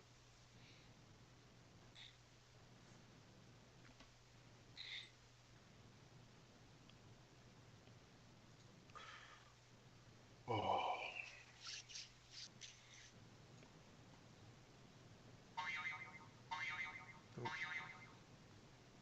Is that Sean? Nope. That was I set an alarm for 7:30 for the past couple nights. I had CRs, so I was just... All right. Well, let's... I got one Thursday. Are you there, Joe, still? Of course. Okay. Well, let's just continue on. What do you do next? I say we go back to my room at the wherever I was staying. It wasn't the Winking Kiss this time. It was that nicer place. The King's Cross? Lions. Yeah, King's Cross. Well, you're looking at about a 10-minute walk. Well, okay, I look at Cormac and I say, okay, Cormac, where do you stay? The castle. Well, shit. How close is the Wink and Kiss? Well, actually, no. Actually, let's go back to the castle. Ooh, I feel like it. What's that? Is there any reason for them to suspect us? Just don't meet that dog again. Yeah, Ooh. dog again. I feel like that's a little bit. I feel like that's an unnecessary risk right now. I say we just find a place real quick, and I can. We'll make a copy of the decree with some wax. I think doing that inside the keep is going to be dangerous. That might be a bad idea. Yeah. All right. Let's just take the 10-minute walk back to your place. Okay, we do that. Okay. You get to the King's Cross, and you walk in, and you see Jal and Rajic sitting down, having a meal and drinking. Okay, I try to avoid them as much as possible, and like sneak up to my room. Okay, Cormac, do you take the hint? Yep. All right, make your stealth checks. Right. Asians. Damn, I'm killing these stealth checks. All right, Jal, Okay, Rajic, you don't notice anything. Oh, I want to try. Right. Good chow. And right. okay, Excuse me. okay, so you guys get up to your room, Edda. Yeah, I grab a blank piece of parchment and an inkwell, and I pin out this release of whatever that lady's name is.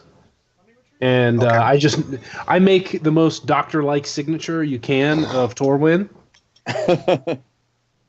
Scrawlage. Yeah. Do you have forgery? Yeah, you told me. I don't think I do. I'm just curious. It sounded like you were hinting that you did. No, I mean, I can't remember. How do you do that stuff? I figured that was like a deception kind of thing. Oh, it's a forgery kit. Oh. No, I have a disguise kit, but I have like You can like default 3 to, instruments. You can try to default to deception. Okay, sure. Go ahead. You can certainly try. Debrun.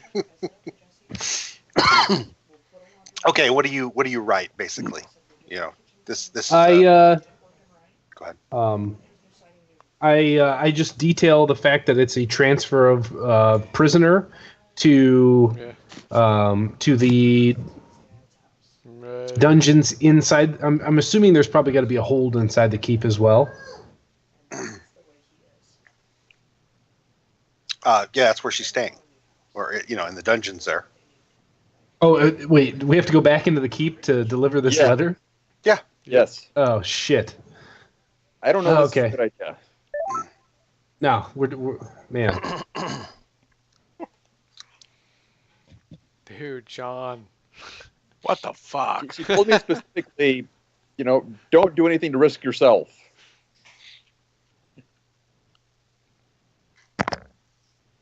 Okay, well, I pin out the thing anyways, and I say, I'm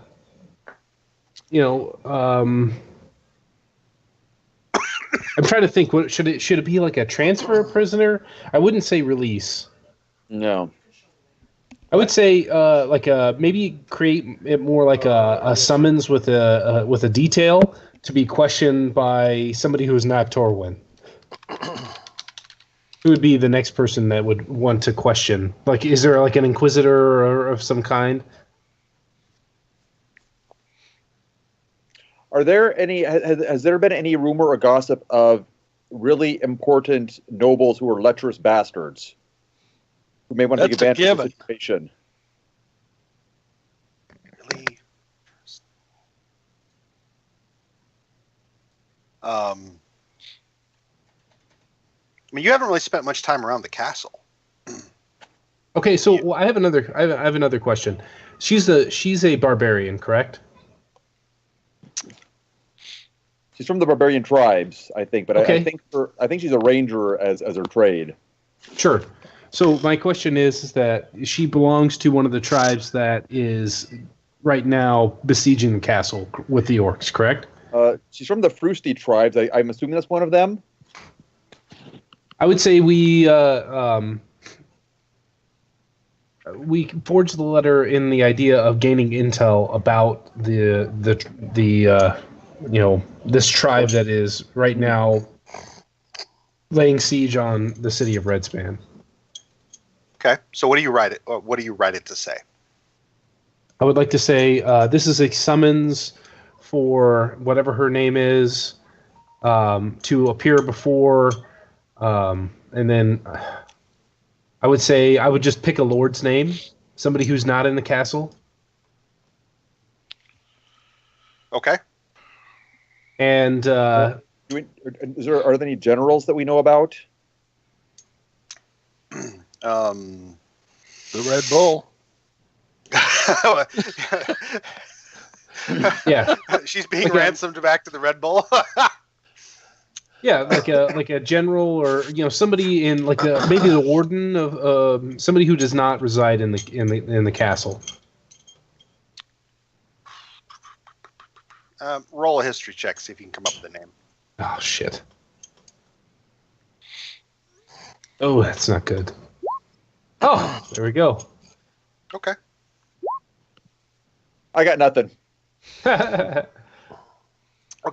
Yeah, you come up with the name of a local noble inside the walls that you've heard somebody reference a few times.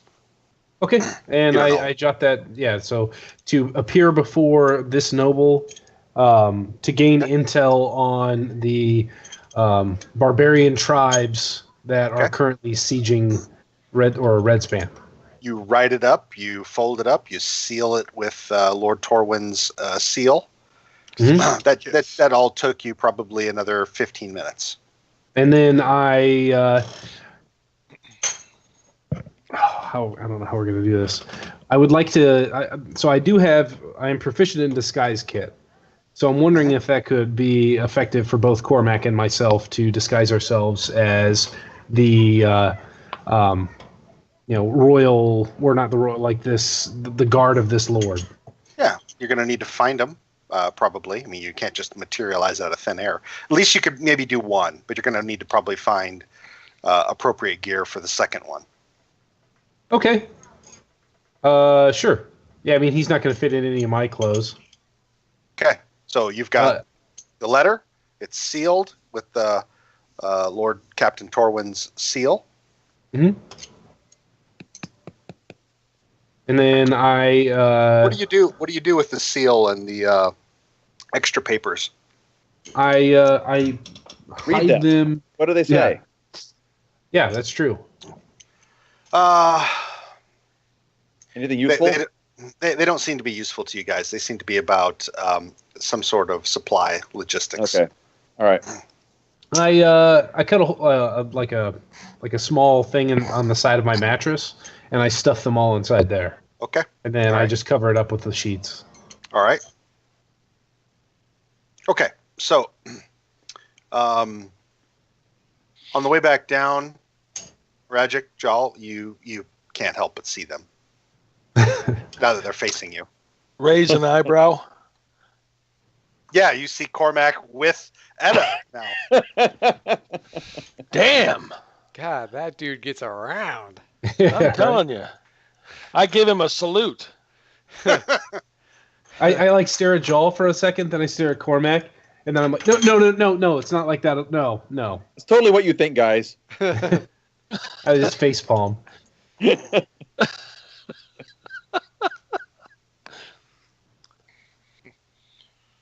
Shake my head and keep eating and drinking. That's it. Yeah. When we were back up in the room, I asked Edda, was there a reason she didn't want to bring the other guys back into the this farce? Oh, you mean Mr. Subtle? Yeah, well, okay, there's that. I kind of look and I say I would rather not have Jol involved with this, I guess, but it might suit us if we do get caught.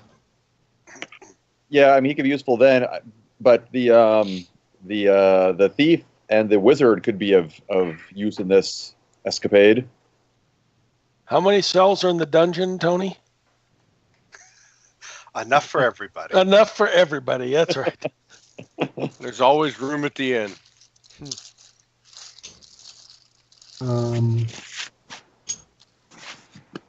Yeah.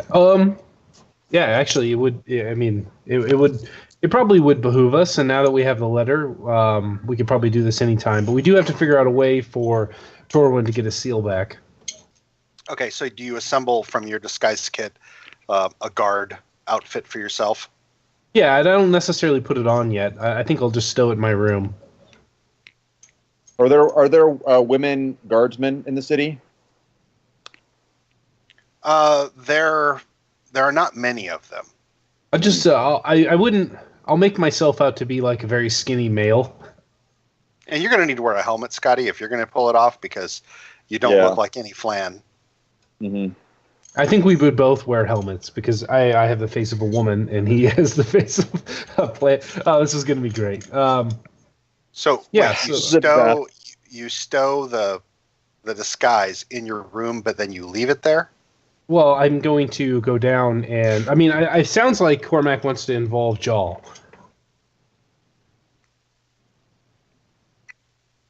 I mean, do we think that's a good idea, or do you think he would protest? I don't know. He doesn't seem to be acting as paladin-like as he used to. I don't know. Is he still like the lawful good paladin, or? And Iona would definitely be useful in this scam. Yeah, but he would think this would be ridiculous. I think we should set out and look for Rin before we do anything. Okay. I think he would be probably the most useful in this. Either that or Iona, but I feel like Iona would protest to this as well. So where do you guys go then? I would say we go looking for Rin after we... And then also I'm going to go pick up some more stuff so we have enough for Cormac to also have an outfit.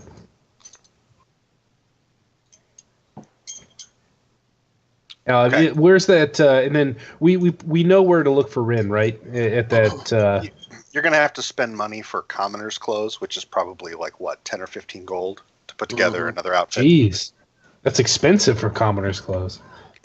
Well, whatever. Yeah, let's say 10 gold to be able to kind of pull off. And you're going to have to do some time and work to make him look like a guard. So you stop at a tailor along the way and head to Rin's tower? Yeah, I'll probably ask them to create... I mean, they're going to have to take measurements, and I would ask them to create all of this. You're going to ask them to make a tabard that looks like a guard's tabard? That's a bad idea. Well, I mean, I guess you're right, because I would have to use that Lord's banner or whatever it is. Yeah, I guess. We'll just take the materials and I stuff it in my pack before we go looking for Rin. Okay. All right. You get to the tower that you're aware that Rin is at, and there's a light on kind of at the door. There's a little lantern, it's lit, and there's a window that has the shutters thrown open, and you see light kind of pouring in from outside. It doesn't announce itself as Nystel's Tower. It actually is described as it just says apothecary, and then it's got a picture of like a mortar and pestle.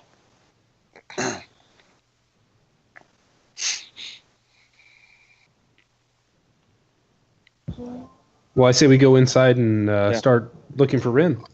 Yeah, go to the door, look for Rin. Okay.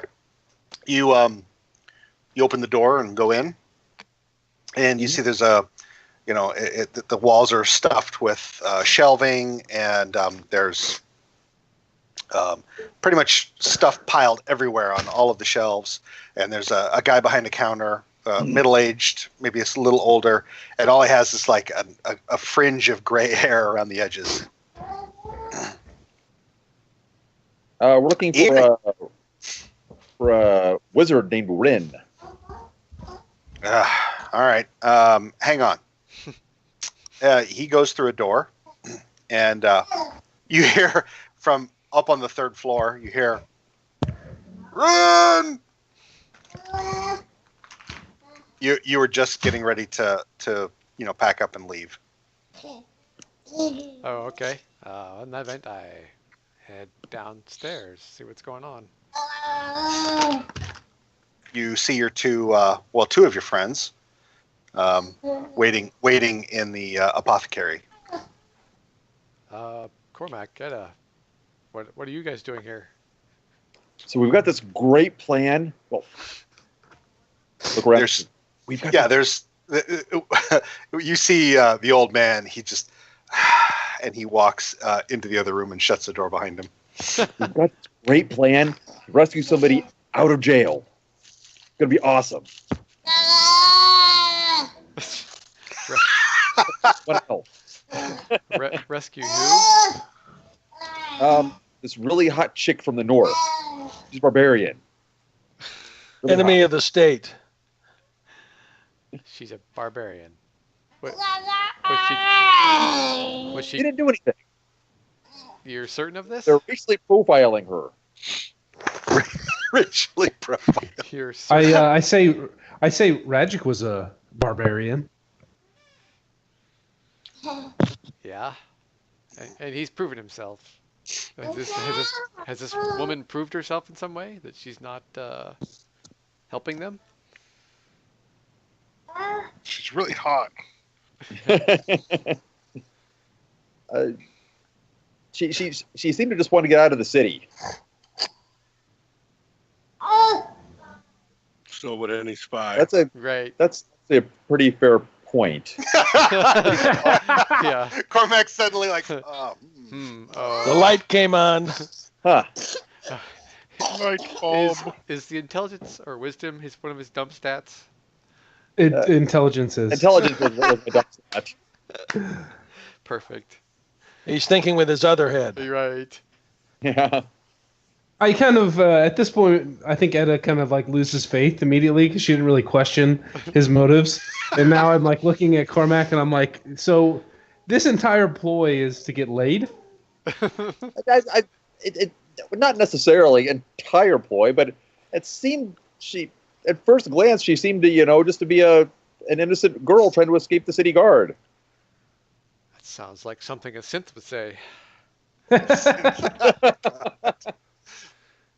Or a spy.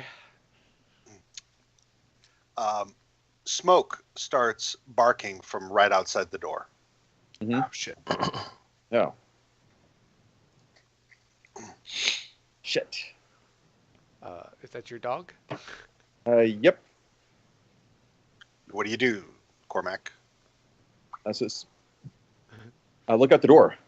Or is there windows or anything? Yeah, there's a window, just a few feet away from the door. Peek out the window. He's like chasing off after somebody. He's going to disappear around the corner any moment. Go with him. Someone's heard us. I bolt and say, "Smoke's chasing somebody out." Okay, so you guys head outside to. I guess so. Yeah. I give chase. Okay.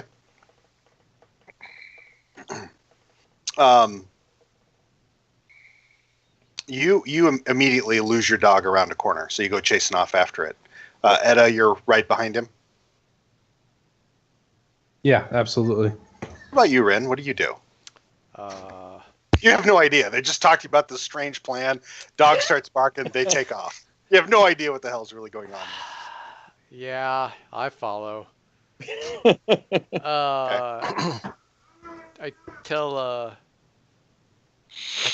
I can't remember, was Gwillem in his owl form last or his I think he was in his owl form last. Yeah, okay, so I say, Gwillem, come on.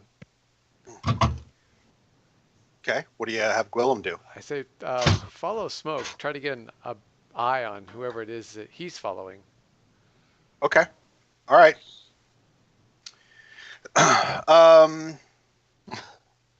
So yeah, see. Toss him up into the air. Are you... Let me take a quick look at something.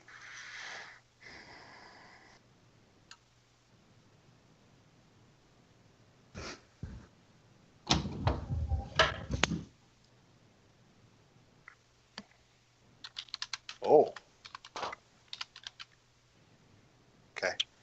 Are you just kind of charging directly after Smoke, kind of dashing at top speed? That Yep. seems to be what he's doing. Yes.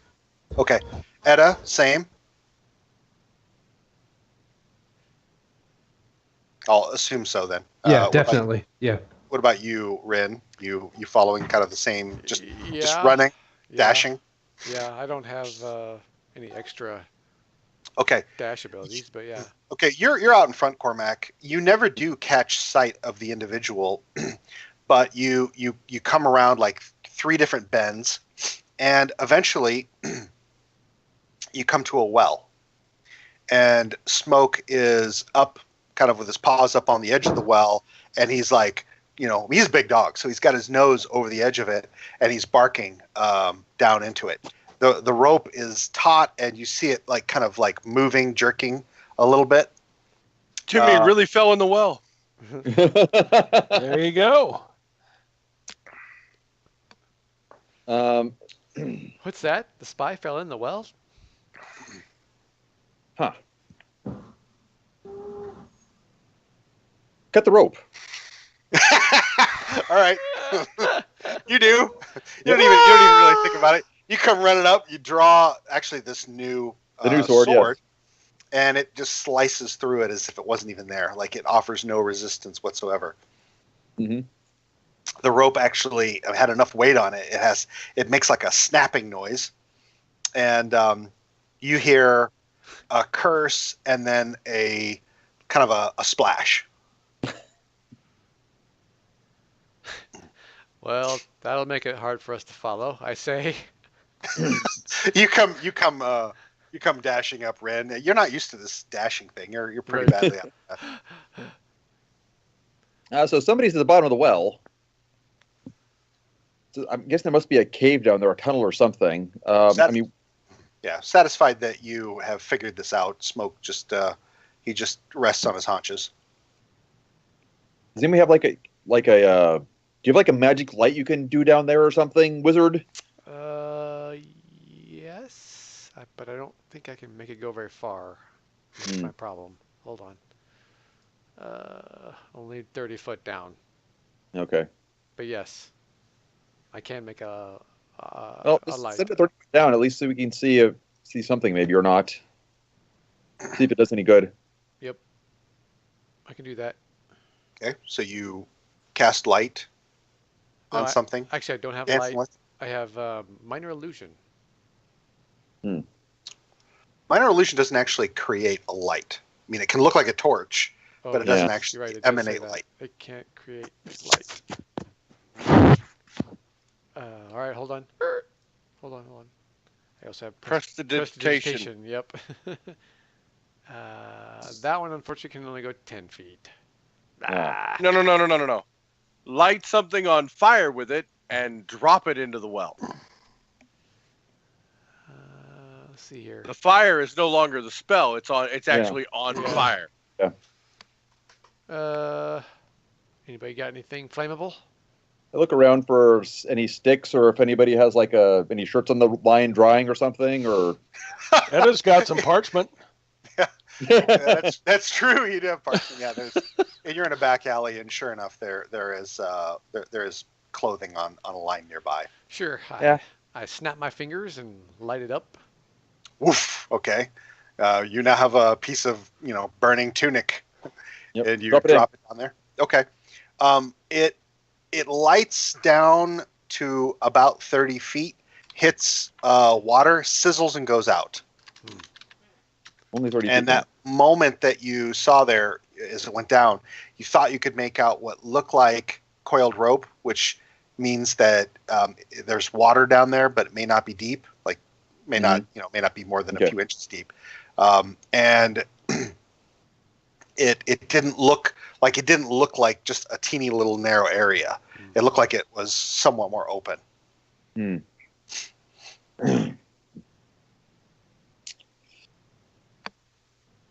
What do you guys think? Should we go down and follow him, get the rest of the gang, and then go explore this later? What do you guys? Why do you guys think you were being? I take it somebody was following you too. Yeah. Why? I don't know. Something to do, man. Smoke looks at you very intently. He looks back at the well. Like, like, of course you're being followed. He ran, for God's sake. If he was innocent, he wouldn't have run.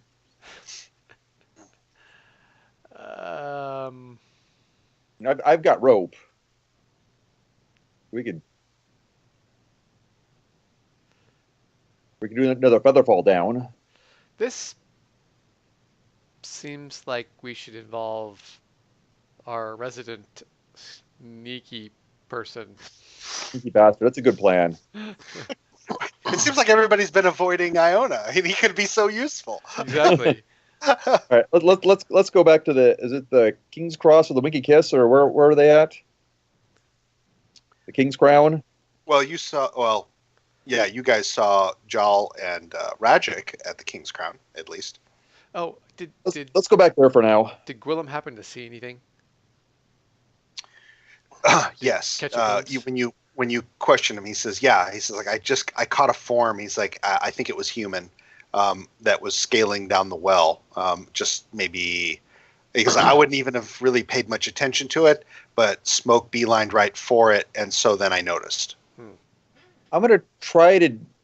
I don't know how useful this will be, but I'm going to try to do my detect humanoids and see if I can detect any into the ground, and how many. Or is there just too much noise to work at all in this area?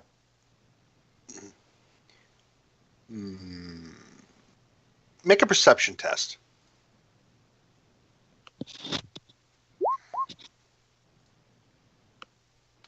Too much noise.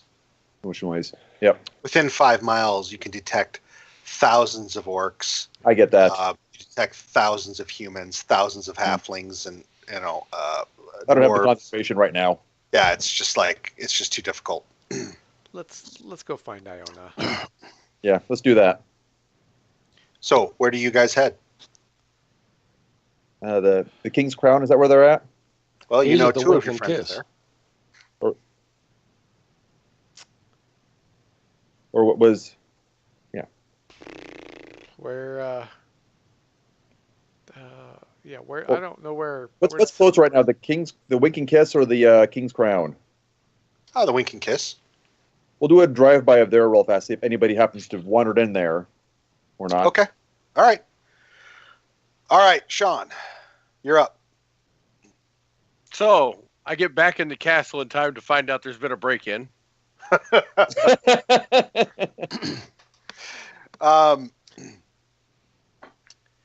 The first thing you notice as you come in is you're waiting until maybe 10 minutes before, or you time your arrival until about 10 minutes before dusk, and you wait in the open courtyard, and sure enough, you see Sir Iron do his his evening trudge out to the grove.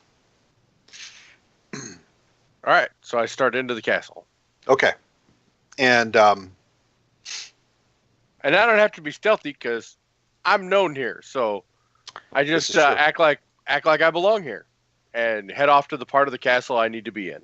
Okay, your ear buzzes. The one in your pocket. Okay, I pull it out to Okay. get my message. Okay, it says you hear simply from Ree. It says you're. Sorry, my familiar showed up. He says simply, there's been a disturbance inside the castle. Someone's been inside Lord Captain Torwin's chambers. If you find anything out while you're doing whatever you're doing, please report.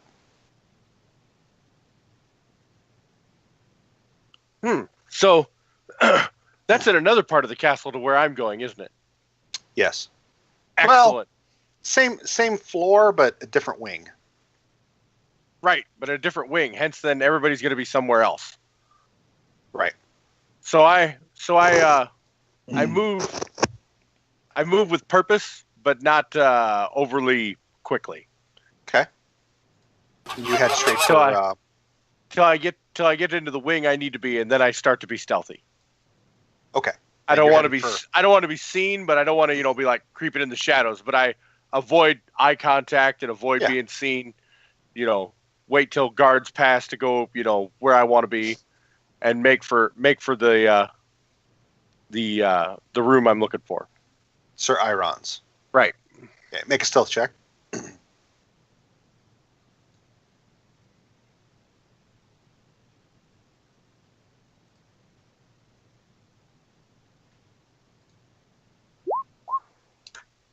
Okay.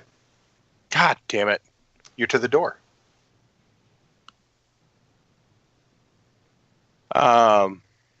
Nobody seems to be at it. It appears to be locked. Let's open it.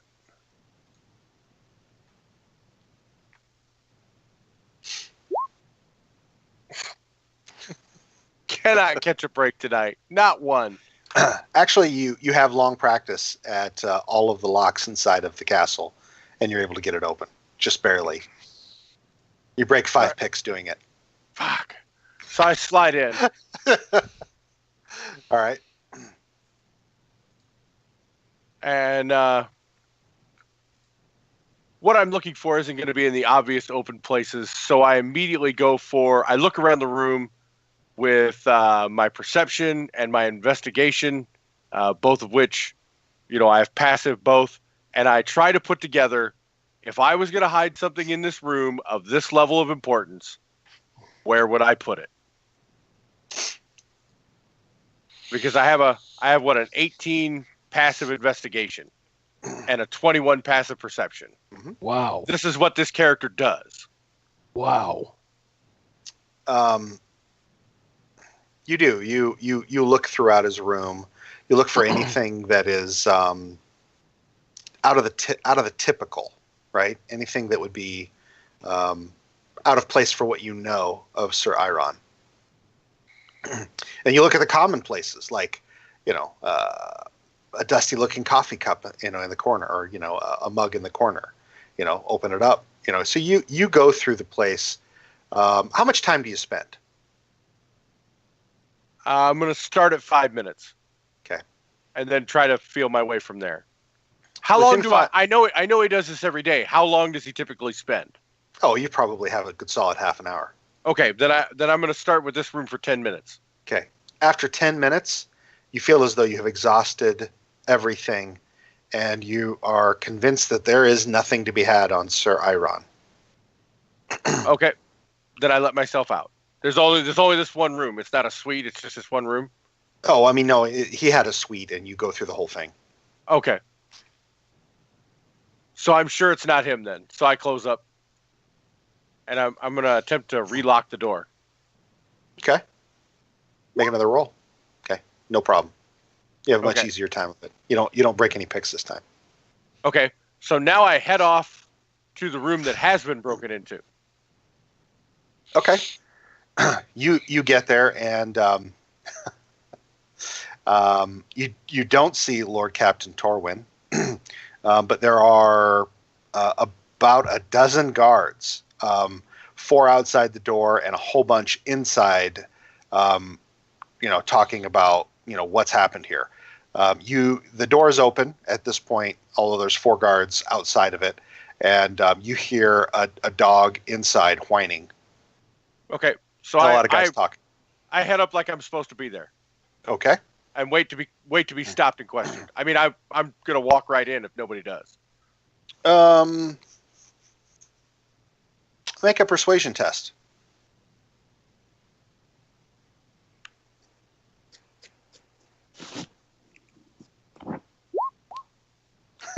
The guard stops you. He says, Iona, right? He goes, what are you doing here? The master sent me. We're under explicit orders not to let anyone in until Lord Captain Torwin himself has had an opportunity to assess what's happened. I'm here to do the same. I've been sent to investigate so that I may attempt to find out who did this. I'll let you make one more.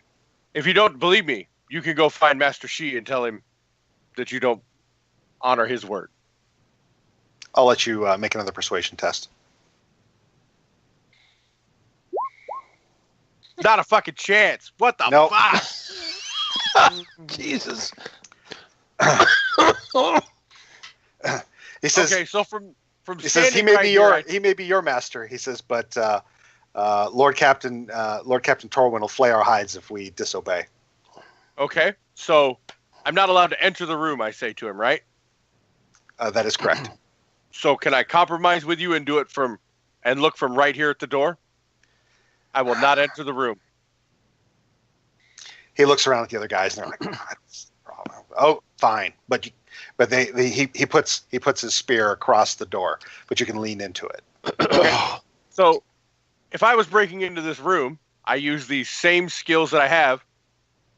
How does it look like they got in here?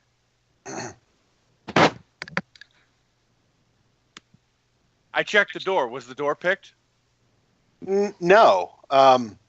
You take a look around. There's a tapestry against the wall, and it looks like it's been disturbed. On the far, like directly opposite the door, there's like a little tapestry that was hanging, and it's like a little cockeyed, and it's like wrinkled. It's like some of the stonework kind of stuck out, and it kind of, you don't know if like a guard brushed past it, and maybe just like it got stuck there. But that's interesting, and you put together that maybe somebody tried to forcibly break it open and kind of bounced off of it, disturbing the tapestry, but you don't know that for certain. Guards have been kind of traipsing around the whole area. I do ask. I'm like, isn't there commonly a guard on this door?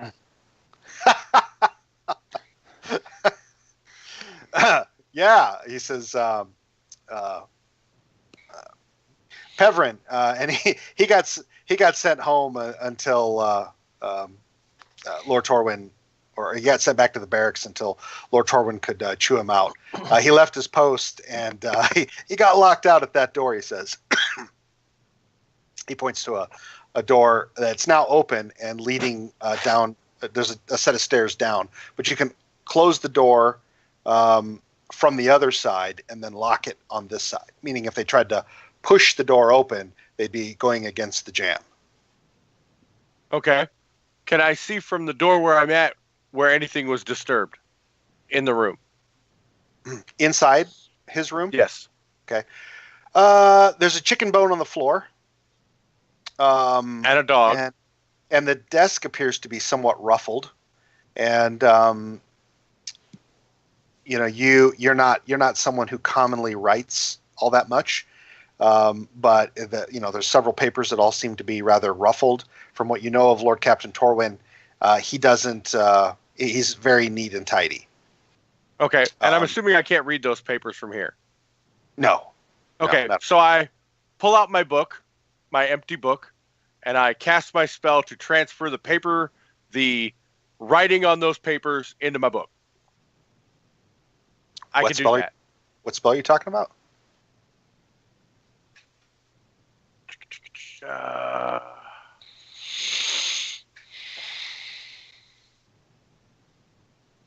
You want to pop the spell, whatever it is?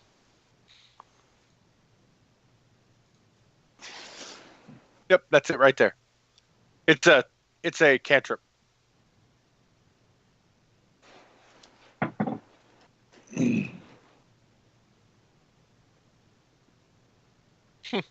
That's cool. Yeah, that's a spy word, right? That's a spy spell right there. Where did you find that? It's in the book. What, the player's handbook? Yeah, I think so. I've never seen that before. It's a totally wicked spy spell, isn't it? Works great. So I transfer the knowledge into my book. I'll read it later. Not text of a spell, illustrations, or magical writings. Okay. Yeah, it appears that the topmost page has something on it, and you start transcribing it. And they're like, "What are you doing?"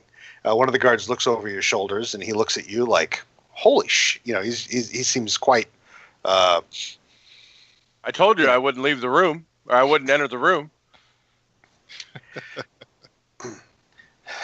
He says, "I'm not certain we can allow you to leave with something that. I mean, is that writing? Is that writing something from his desk?" it's giving me ideas. Roll another persuasion test. Or deception. I guess it'd probably be deception. Oh, I'm totally lying my ass off. Core. Yeah. You're keeping up the streak, buddy. Fuck me. He says 3. I rolled a fucking 3. You need to stop doing that. Okay, I closed the book. No. He says you're going to have to hand that book over. Okay. Okay, you hand the book over? Yeah. Okay. All right. He says, I think you probably should leave now. Okay. I back away from the door. Is there a plate in that room? I was standing there looking. Is there a plate of food in that room? There was a plate on the edge of his desk. Did it have chicken on it? No. What was on it? Appeared to be nothing. Okay.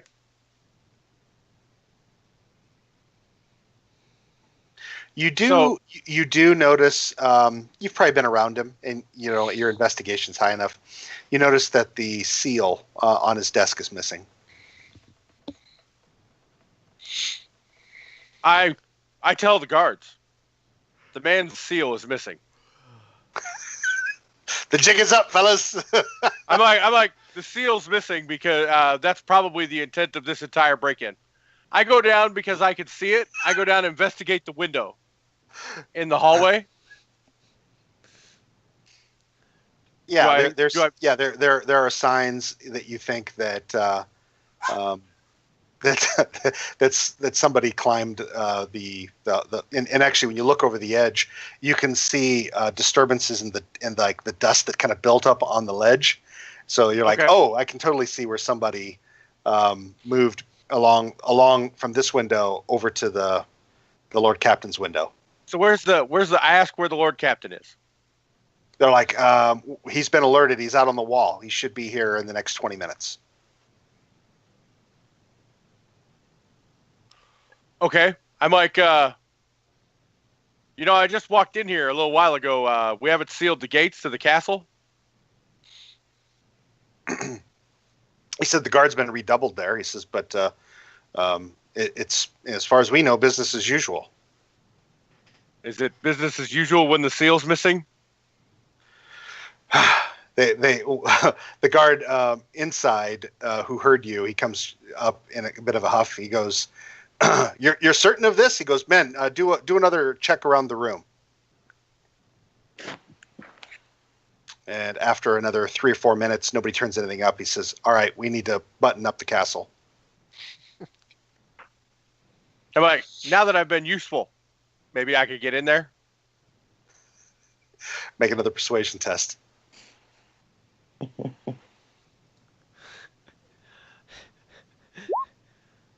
That's the best I've had all night. They let you in. Okay, I nailed down my theories, but I also look over all the materials, and now I'm in there looking for what I'm looking for. Okay, so first thing you notice is as you're looking through the suite, there is a plate with residue of chicken in the bedroom, and you're fairly confident that they came in. They came in through the window. They grabbed the chicken, used it to baited try the dog. Yep, all that. So, but now I'm looking for the information I'm looking for. Okay, while I'm looking like I'm trying to help them.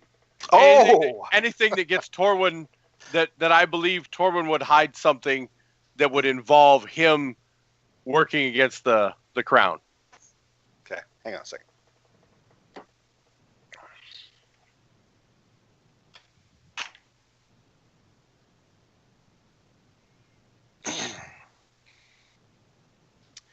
Okay. So do you search all the way up until Torwin arrives? Yep. Okay. You look around the place. You find no evidence of anything out of place or that he has secreted anywhere. There is in his desk one drawer which is locked, bottom right.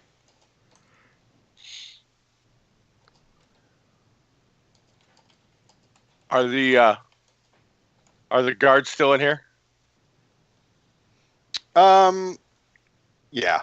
There's generally at least a couple of guards watching kind of what you're doing at all time. Probably not trying to be super conspicuous about it, but just there's so many. There's like eight guards in here, so it's almost impossible to do anything without being noticed.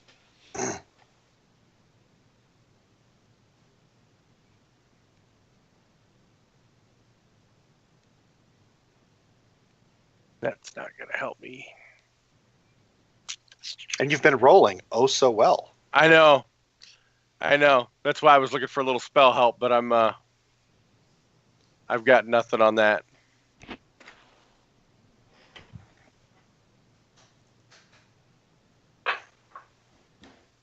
All right. I've got all I can get from here, and I'm sure he's not guilty unless it's in that one fucking drawer that I can't get into. And so I'm like, I can't wait any longer. I have to go find the captain. And so Okay. I head off like I'm going to find the captain. In fact, I do try and find the captain on my way out. I know which direction he would be coming from, most likely. So you've spent enough time in here that by the time that you leave the chambers, he's coming down the hallway. Okay, I step up to him, introduce myself, and I'm like, the culprits baited your man down that way, blocked him out, climbed through the window, went around, baited your dog with the chicken off your desk. They've stolen the seal, and I'm not sure exactly how they got out of the room. Okay. Make another persuasion test. I'm not trying to persuade him. I'm telling him what happened. Sure. You provide such a concise and specific report that he kind of is still like moving forward as you're talking, but you just like you're delivering a report, and he stops, and he really zeroes in on you as you provide the report, and when you're done, he says, "You're one of Ree's men, aren't you?" Yes. Your men have my book. I need it back. He just he looks onward. He goes, "Give this agent his book back." But one of the guys says, "You might want to look at this first, sir." And he opens the book to the page. Does it stay there? Yeah, it writes it into the book. Okay. He motions for the man to hand the book to you, but he's looking at it as he does. You probably got about a minute worth of writing, which is about 250 words. Yeah, as soon as I just closed the book, I just snapped the binding closed and put it in my bag. You see him kind of calculate for a moment, and then he just kind of shrugs. I give him a bow. I must go. I have other duties. He says, "Thank you, Agent." I head down the stairs. Okay. And now I need Jaw. So now I take off and run and go find Jaw. And you're assuming he's going to be at the King's Crown. I know where he's at for the most part. Yeah. All right. And you are all together. So I come running in a hurry. And I grab Jaw by the shoulder. I'm like, Jaw, we have a serious problem. Okay, so hang on. You come running in. There's Jaw and Radzik sitting at a table. The people here must have just been sending food their way. These two have been eating basically there's an entire chicken picked clean on the table. Several empty trenchers of some kind of stew.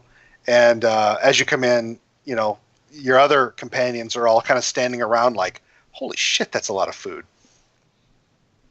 Yeah, I grab Jaw by the shoulder. I'm like, Jaw, we have a major problem.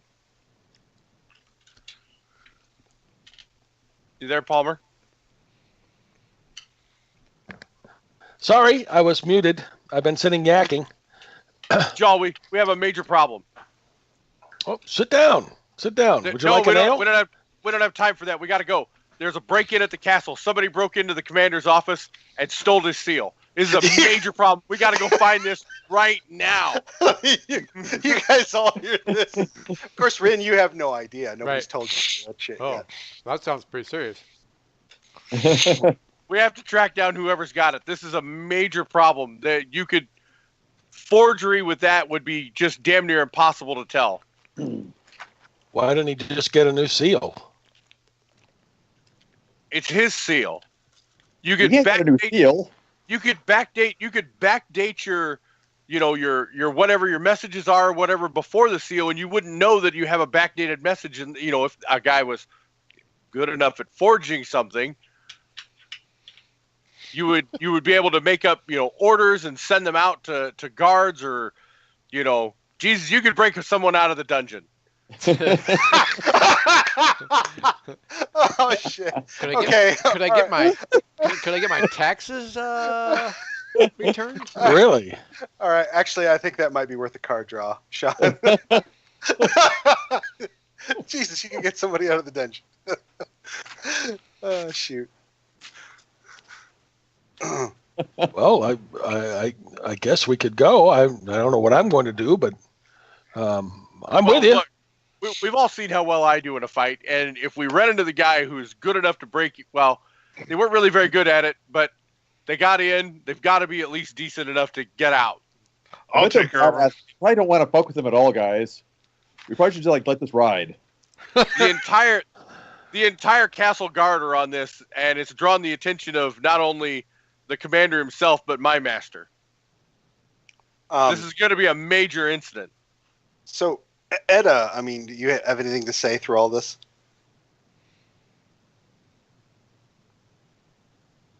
Did we lose you, Joe? Joe, you there? Hello. Must be beating this kid again. That's right. He says he's Oh, on he's the on the phone. phone. Okay. Well, while you're having this conversation, She stays completely silent. and she hasn't said a word yet. You get hit in the back with a small rock, Iona. I whirl around like I'm ready to fight. I mean, it's like like a more of a pebble. Just something to get your notice. And you see Fergus walk into the room, and like he's headed up to the bar, like he's not paying attention to anybody. But before the door closes, you see Cordelia poke her head in, and she like beckons you, and then steps back outside. I'm like, I'll be right back. More information come, and I dart out the door. Okay. Rin, sit down. Have an ale. Sure. You two look like you've been here a while. Yes, we have. Those there's lots of bones. All right, you've been here long enough. I need Jal and Rajic to make a Constitution check. Or, sorry, a Constitution saving throw.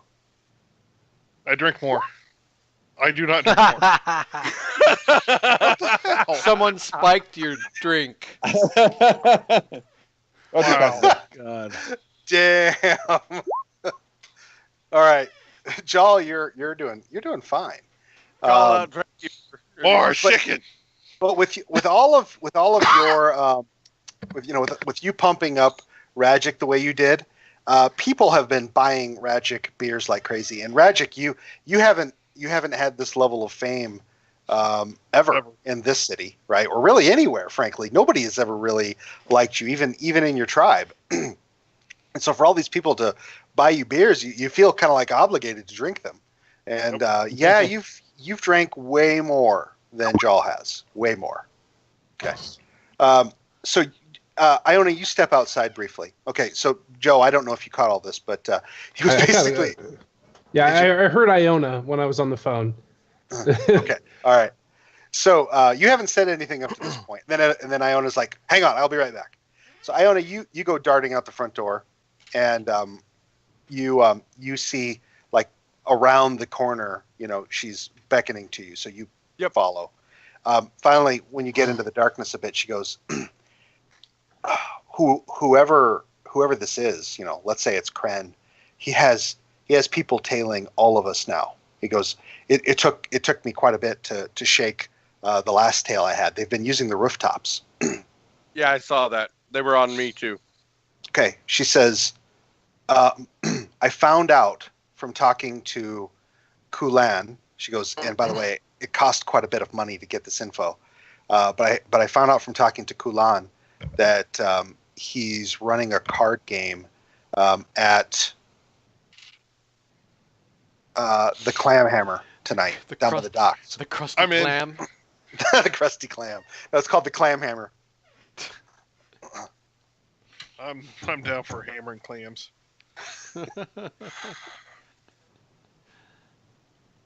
So bearded clams. We knew.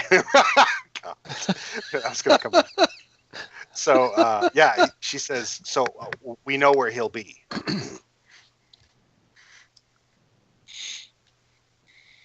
What time is he supposed to start the game? It'll be late. She said probably when the watch calls the midnight hour. All right. The Clam Hammer might be closed by then. Well, most likely that's an easier way to run your backroom game. How big is the Clam Hammer? She says, I've been in there a couple of times. She says they've got one large common room, an upstairs where the innkeeper lives, and then they have a basement. She says, and I'm pretty sure that's where they're going to hold the card game. All right. Take the three of you, watch the building from a distance. Don't get caught. I'll go. I'm counting on it. Us not getting caught. She goes, we won't make that mistake again. And she stops for a moment before she leaves. She goes, what have you said to the master? Oh, he's upset. You see, she seems to kind of shrink a bit. But if we backpedal this a little bit, we might be all right. We aren't without hope. Very well. She heads off. It's it's probably a half an hour after dusk now. No, probably an hour after dusk. There's just a bit of red light on to the west, but that's about it. Okay.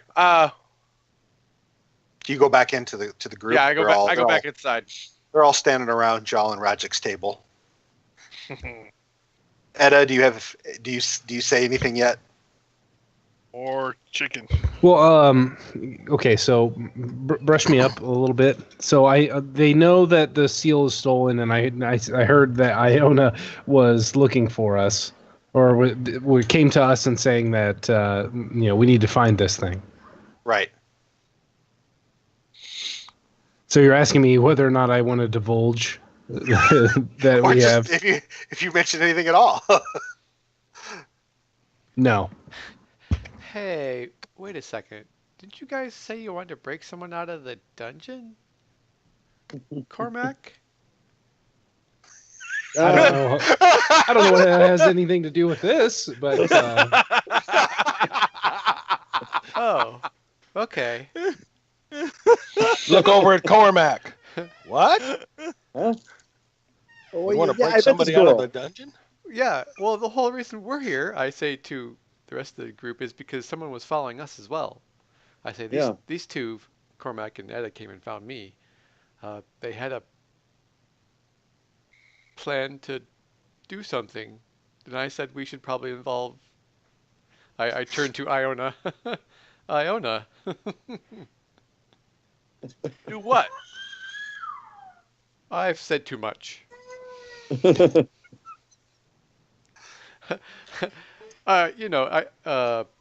Socially awkward, but yet he's also really smart. So I figure he might be able to put two and two together, but he doesn't have any proof or anything. Only that the two of you mentioned something about breaking somebody out of the dungeon. Who would you want out of jail, Cormac? Your friends are already out. Well, see, I met this girl who's a barbarian. She's really hot, and she was racially profiled, and the guards just took her to jail. But then Ren's pointed out that maybe she actually really was a spy, and maybe she should be there. So I really don't know anymore. Slam my beer down and scream out, "Barbarian! More chicken!" I reach over and I'm like, "You want to slow down with that?" I try to ease the beer away from him. He can't get it. He's got like a dozen tankards piled up around him. The barmaids are having a hard time like clearing them away fast enough, and a lot of the people at nearby tables keep and another one for my friend over here. They seem to be enjoying the drunken half work. Rajak, you're a hit.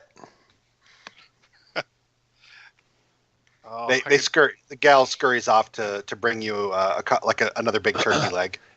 Can I use prestidigitation to? Let's see. You can use it to chill, warm, or flavor food. Yeah. Can you do it to do the opposite, like to basically turn the beer into water? I don't know if you can change its property, but you can make it taste like shit.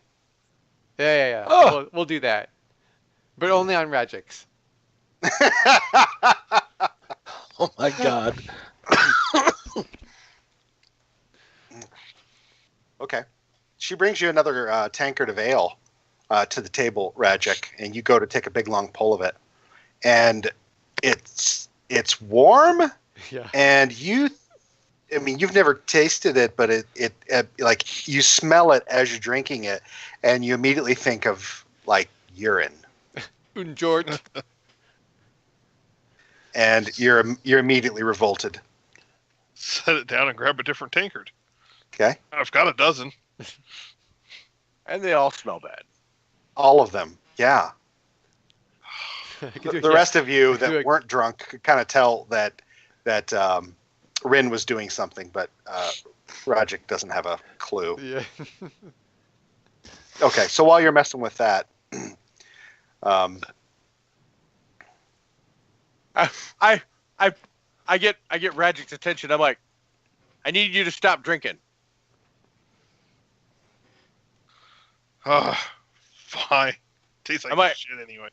I'm like, I need you sober to beat ass tonight. Oh. Give me an hour. I'll be ready. Well, you've had an hour, by the way, easily. Oh, so if you wanted to roll your hit dice for recovery, you sure could. Do that. However many you wanted to. Ooh. Wow. Nice. That's a good one. Okay. I'm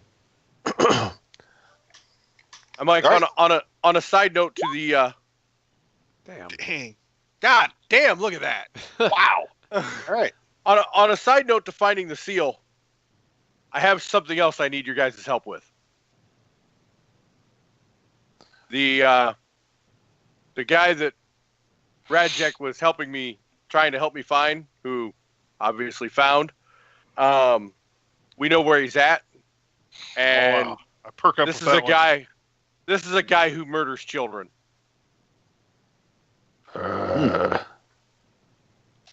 Coffee. Give me coffee. I know where he's going to be at midnight. How much time do I got to sober up?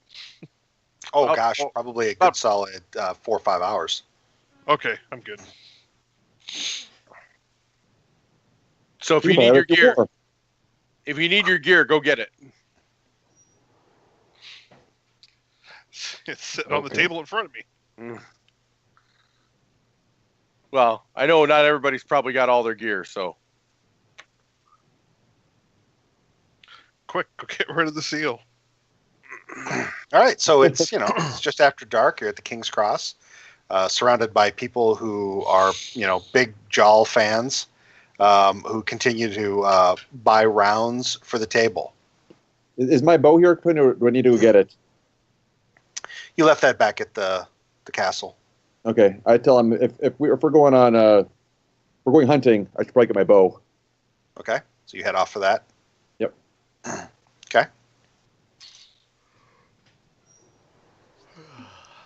I tip the waitress and tell him that we're done drinking. No need to bring any more beer to the table. Okay, she says. And she clears away the rest of the wreckage that Jal and Rajik left. But I buy food for the rest of the table. And the other two if they want it. I buy food. Okay, this at the King's Cross is a little expensive. Yeah, well, you spend about I'm 5 good. gold. I'm good. Okay. I am as rich as I've ever been. My character feels like he's just unbelievably rich. Okay. So the rest of you sit down, have a meal. Does the seal come up again in conversation? I do mention. I don't bring it up. I do mention that that somebody appeared to have been following these two.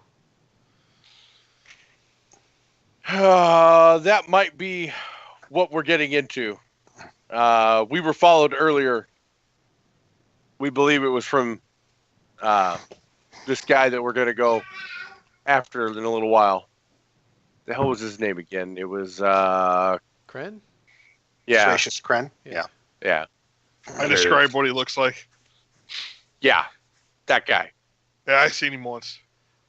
I do tell Iona one kind of important detail is that the guy fled into a well. What the? Joe, what the hell is that? Is he running a vacuum? Is the kid running a vacuum? I did not do that. Oliver did that. He's helping. Scared the shit out of him too. Running. Send him to his closet or his cupboard, or whatever it is he goes to. Go play in your cupboard, kid. I do tell Iona about the well that this guy fled into. Maybe that's a known. I don't know if that's a known. There's piles of waterways underneath the city if you know how to maneuver them. Yeah, that's what I figured.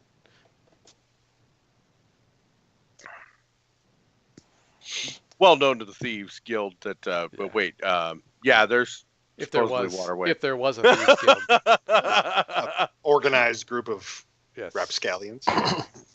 Okay. Commonly used by dock workers and such kind of things. City workers.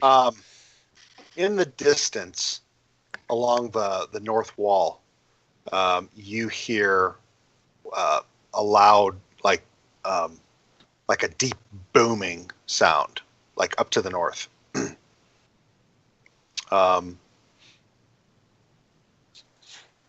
And a couple people get up and go and leave the tavern. One of them comes back in and he says, "It looks like the north wall's ablaze."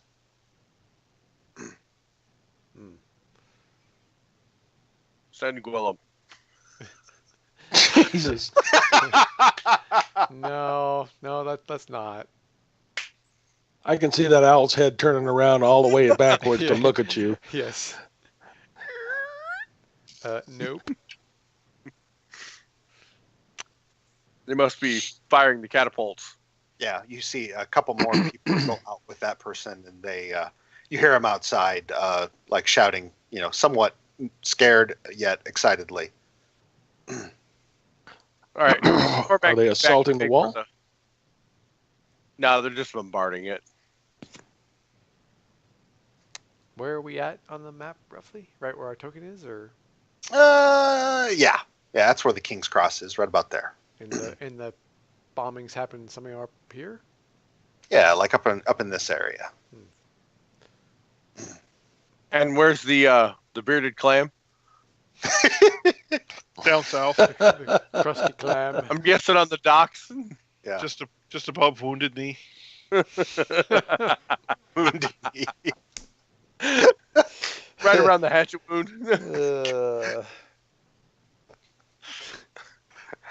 Across the street from Beef Curtains. God. South of the mud hole. Oh, all right. Enough. Uncle. Uncle. All right, whatever. Okay. So we take off for the bearded clam. That's what she said. I should have picked another name. Krusty- It's my own fault. Krusty Clam. It's the clam hammer. All right. Yeah, because anybody actually calls it that. All right. So yeah, you guys head for there. Like what time?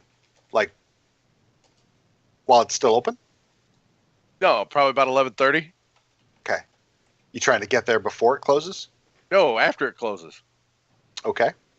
All right. I doubt the door is going to be much of a problem.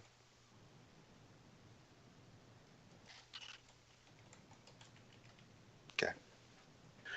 All right. So you just head straight to the clam hammer? I make sure and watch. Now I need another name. Damn it! You guys ruined it. While we're headed for the bearded clam, I make sure and watch for tails. In my story, it is the bearded clam. I'm just No, I will change it. I will change it. I like Krusty Clam better. All right. Okay, so you guys work your way through town to get down to here. Yeah, I watch behind us to make sure we're not being followed. Yeah, and I'll send Gwillem up as well. Keep your eyes peeled for people following us on the rooftops. Make a perception test for Gwillem. Where are you at, Gwillem? 21.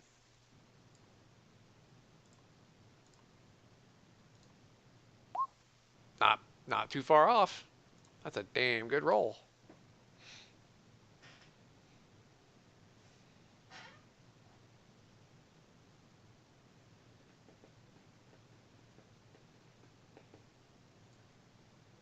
Yeah, that's a damn good roll.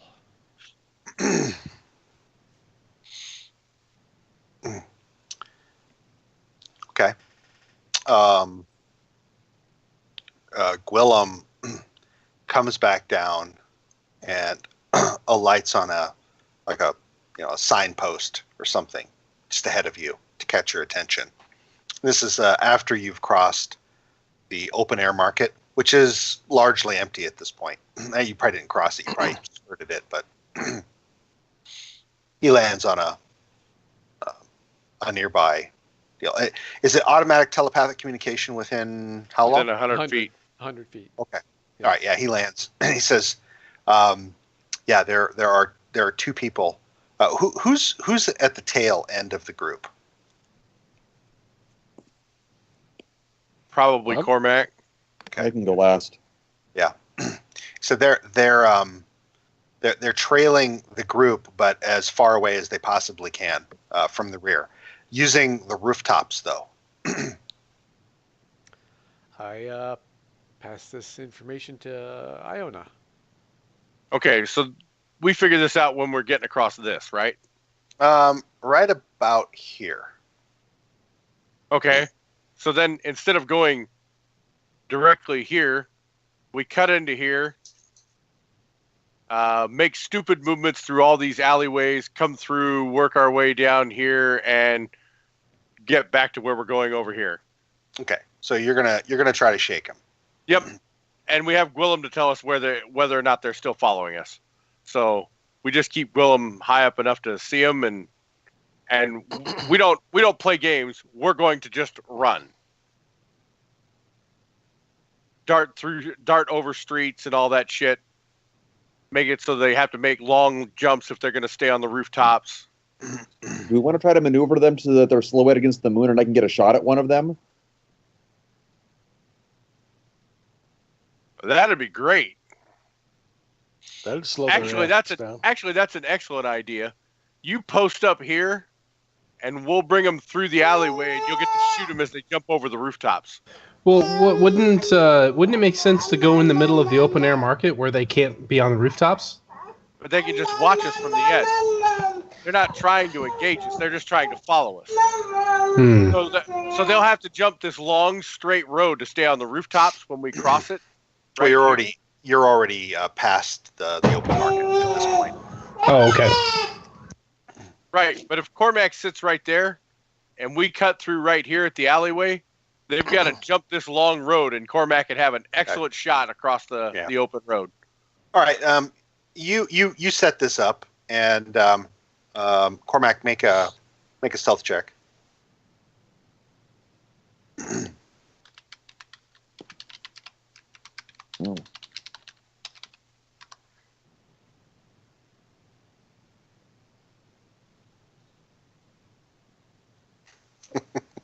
One of these idiots pops his head up over a rooftop, like right behind a chimney, and you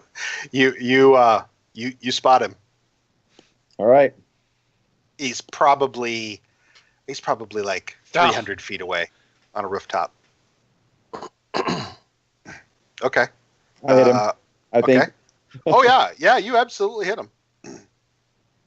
And was it? Is it humanoids your enemy? Yep, +2. Okay, so you do 8 points of damage. You hear a shriek, and hang on a second.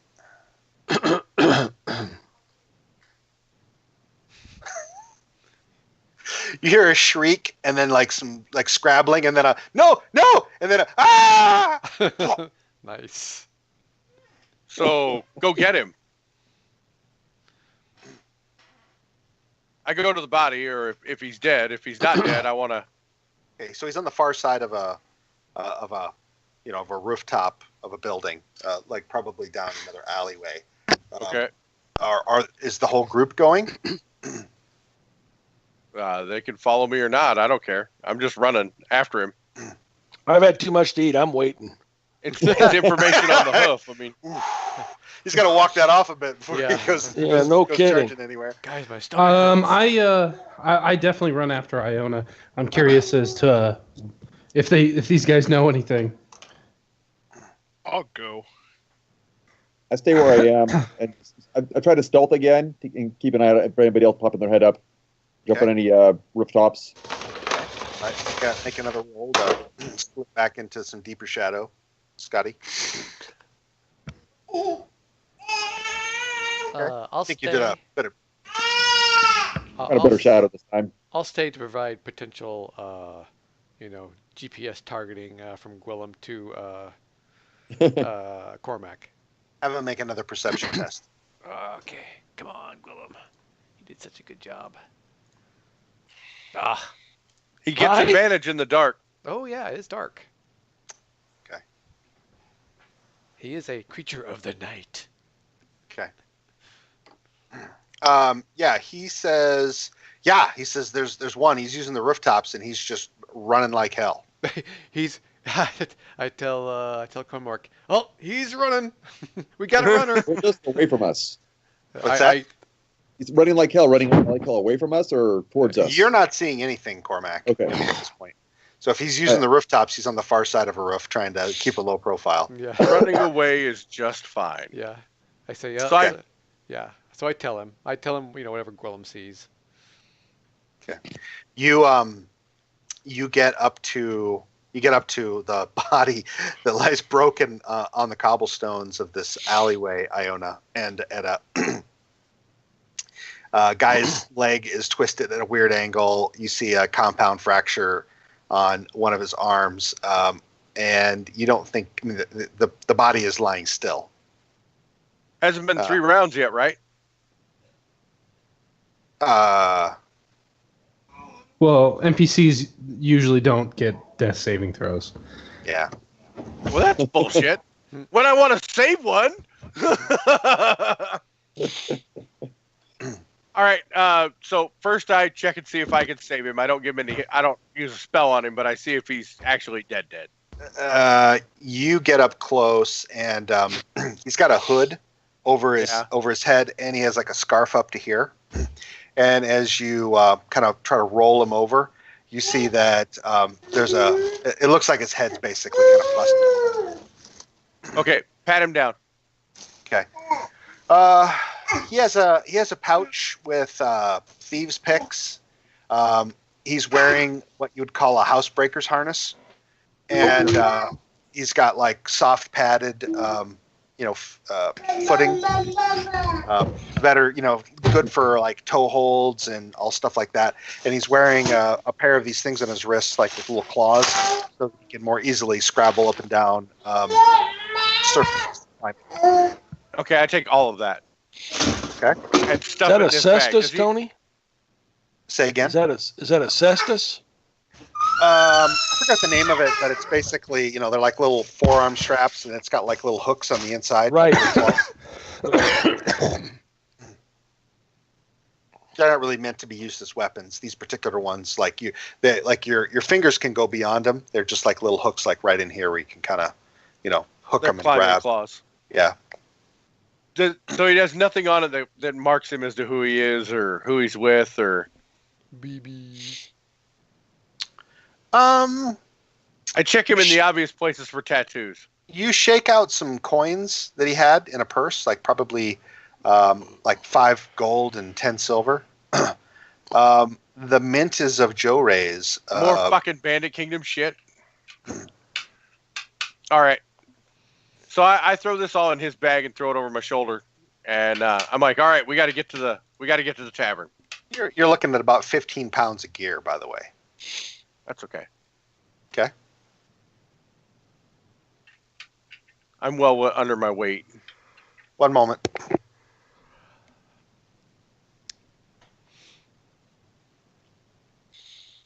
There'll be a new respect of those following us.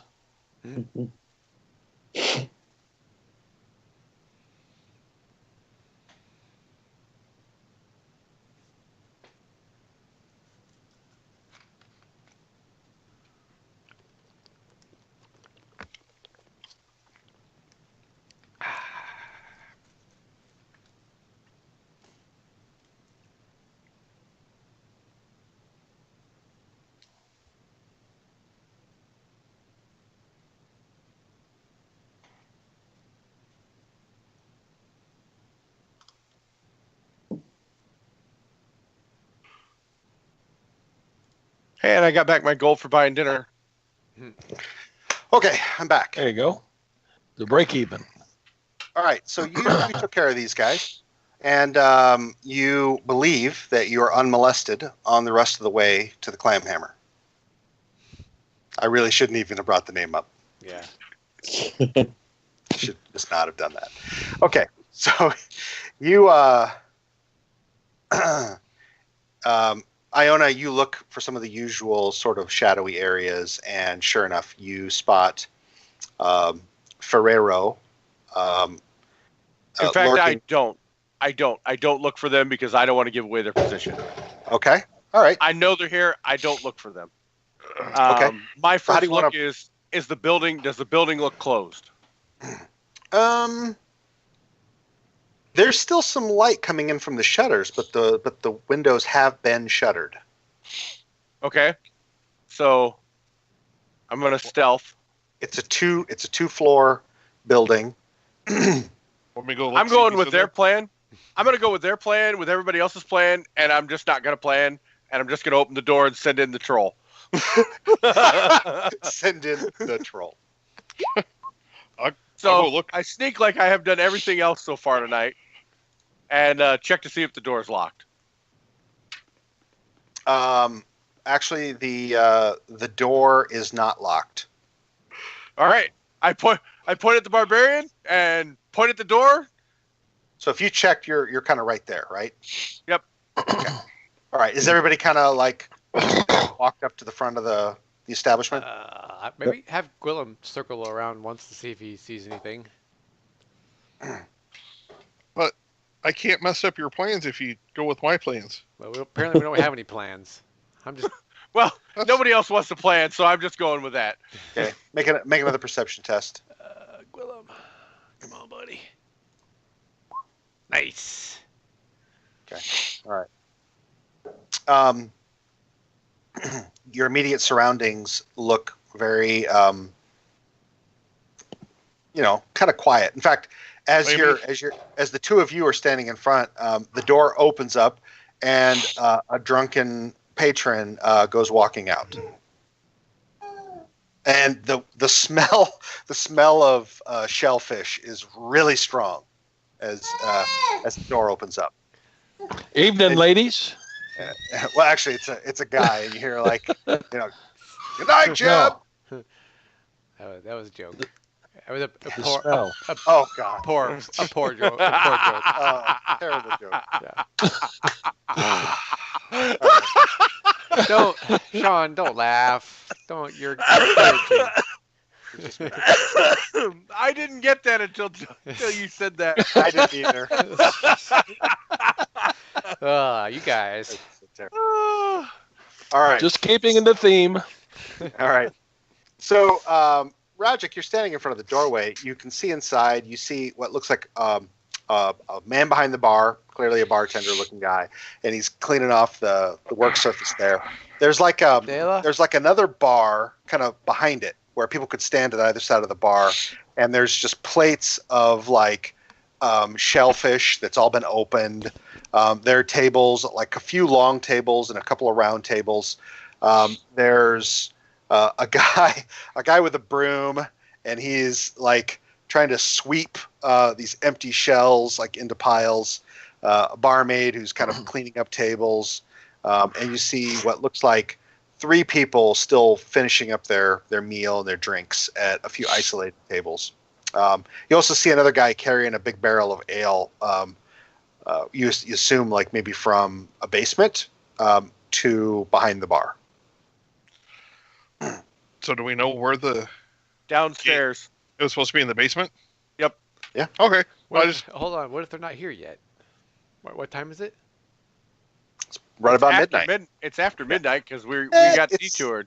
It's about midnight actually. I mean, he might not be here yet. We could be tipping our hand. They may just, of course, Gwillem didn't see anybody watching, but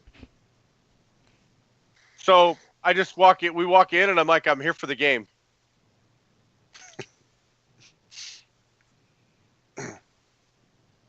Make a Deception. well, yeah. Well, no, you're being very overt about it. It'd probably be actually persuasion. Sorry. oh man, You- look at that you thing. I'm just not mentioned- really here for the game. No, you are. Are you talking to the barmaid? I would have been talking to the guy behind the bar. Oh, okay. So do you guys all just kind of pile into the place, all of you?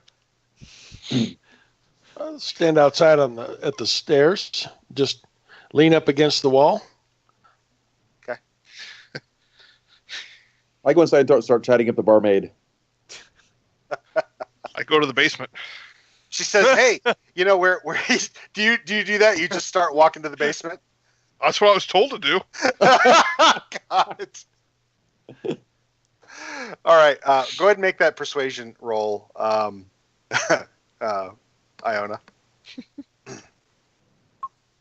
Okay. All right. Okay, so you say that.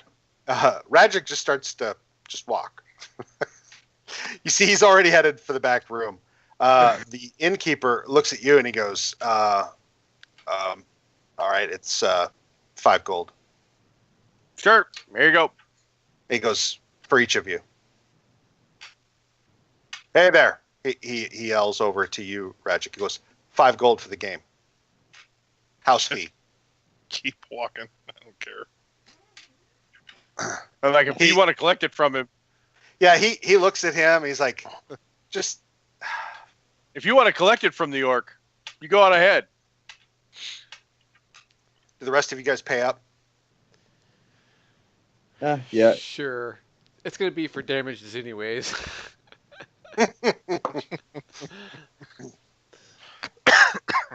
Okay. All right. So, Rajic, you're the kind of first one to the bottom of the steps. You see, you kind of hit it. It's a dirt floored basement. There's a lot of barrels around. Kind of at the back of the room, there's a couple of doors. Okay. Okay. Who all else is going in to head down to this card game? I go down to the card game, take a smoke with me. Okay. You guys want me down there? You want me up here?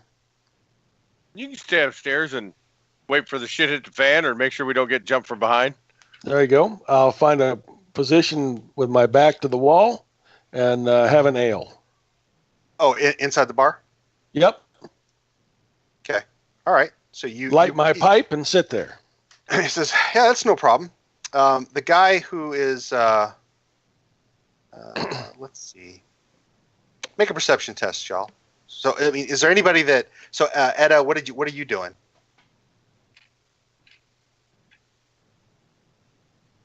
Perception. I'm just going to.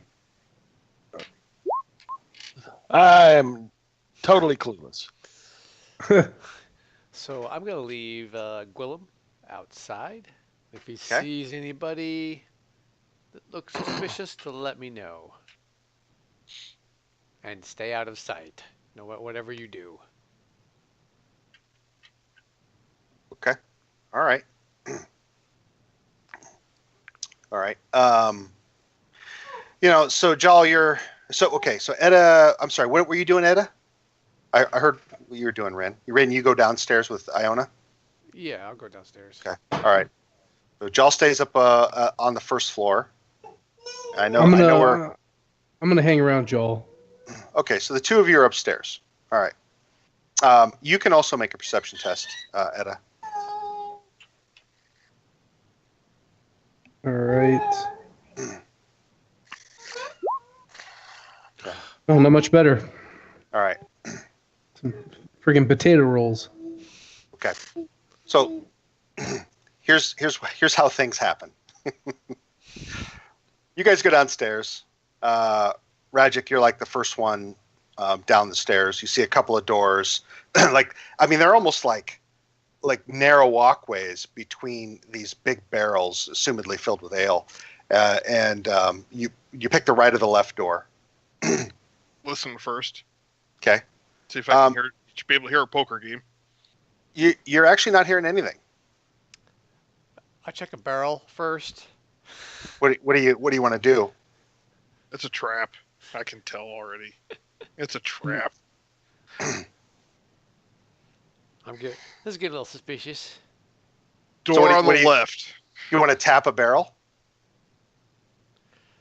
Yeah, literally just tap it with my staff. Okay. Sounds like there's something in it. Oh yeah, it sounds like there's liquid in there. Is there any fumes down here, like that are not like ale related? No, I mean there's definitely a heavy smell of ale and clams.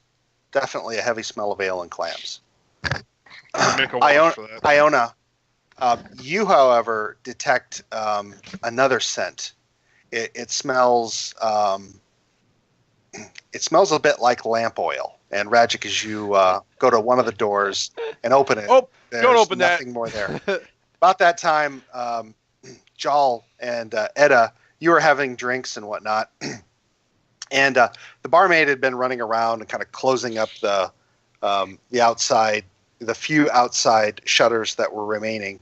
And at some point, the guy who'd been sweeping up the clams must have swept up enough that he took them back to, maybe out the back door or somewhere. And you don't really notice until there's this kind of loud sense of finality to a door shutting. And you look around and realize that everybody's left the room. It's just the two of you. Did smoke come downstairs with you? Yeah. Okay. That everybody's left the room. About that time, Gwillem gets close enough, and it's like a scream as like he gets within range of your hearing, and he's like, "It's a trap! It's a trap! They're coming!" And then you hear Edda and Jal, you hear shuddering as stuff starts to smack up against the outside of the inn. Yeah. I'm yelling TRAP. You see through one of TPK. Edda, you see through one of the shutters. It looks like a fire starts to spread rapidly. Like on the building itself? Yes. Nice. Like right outside one of the shutters. Find a trunk, throw me out the window like Billy the Kid. And that, my dear friends, is where we will end tonight's session. All right. We're all gonna die. So for my first action next session, I'm gonna burning hands. All right, guys. I blame my owner for not making out a plan. All right, see you guys. Shoot. Well, this is definitely Iona's fault. This information did come from his direction. Yep. All right, guys. It was a fun game. I All right. especially have enjoyed the final lead up to this moment. We'll conclude your adventurers' careers next session. Wait, did I say that out loud? All right. Ciao, guys. Bye-bye. Later.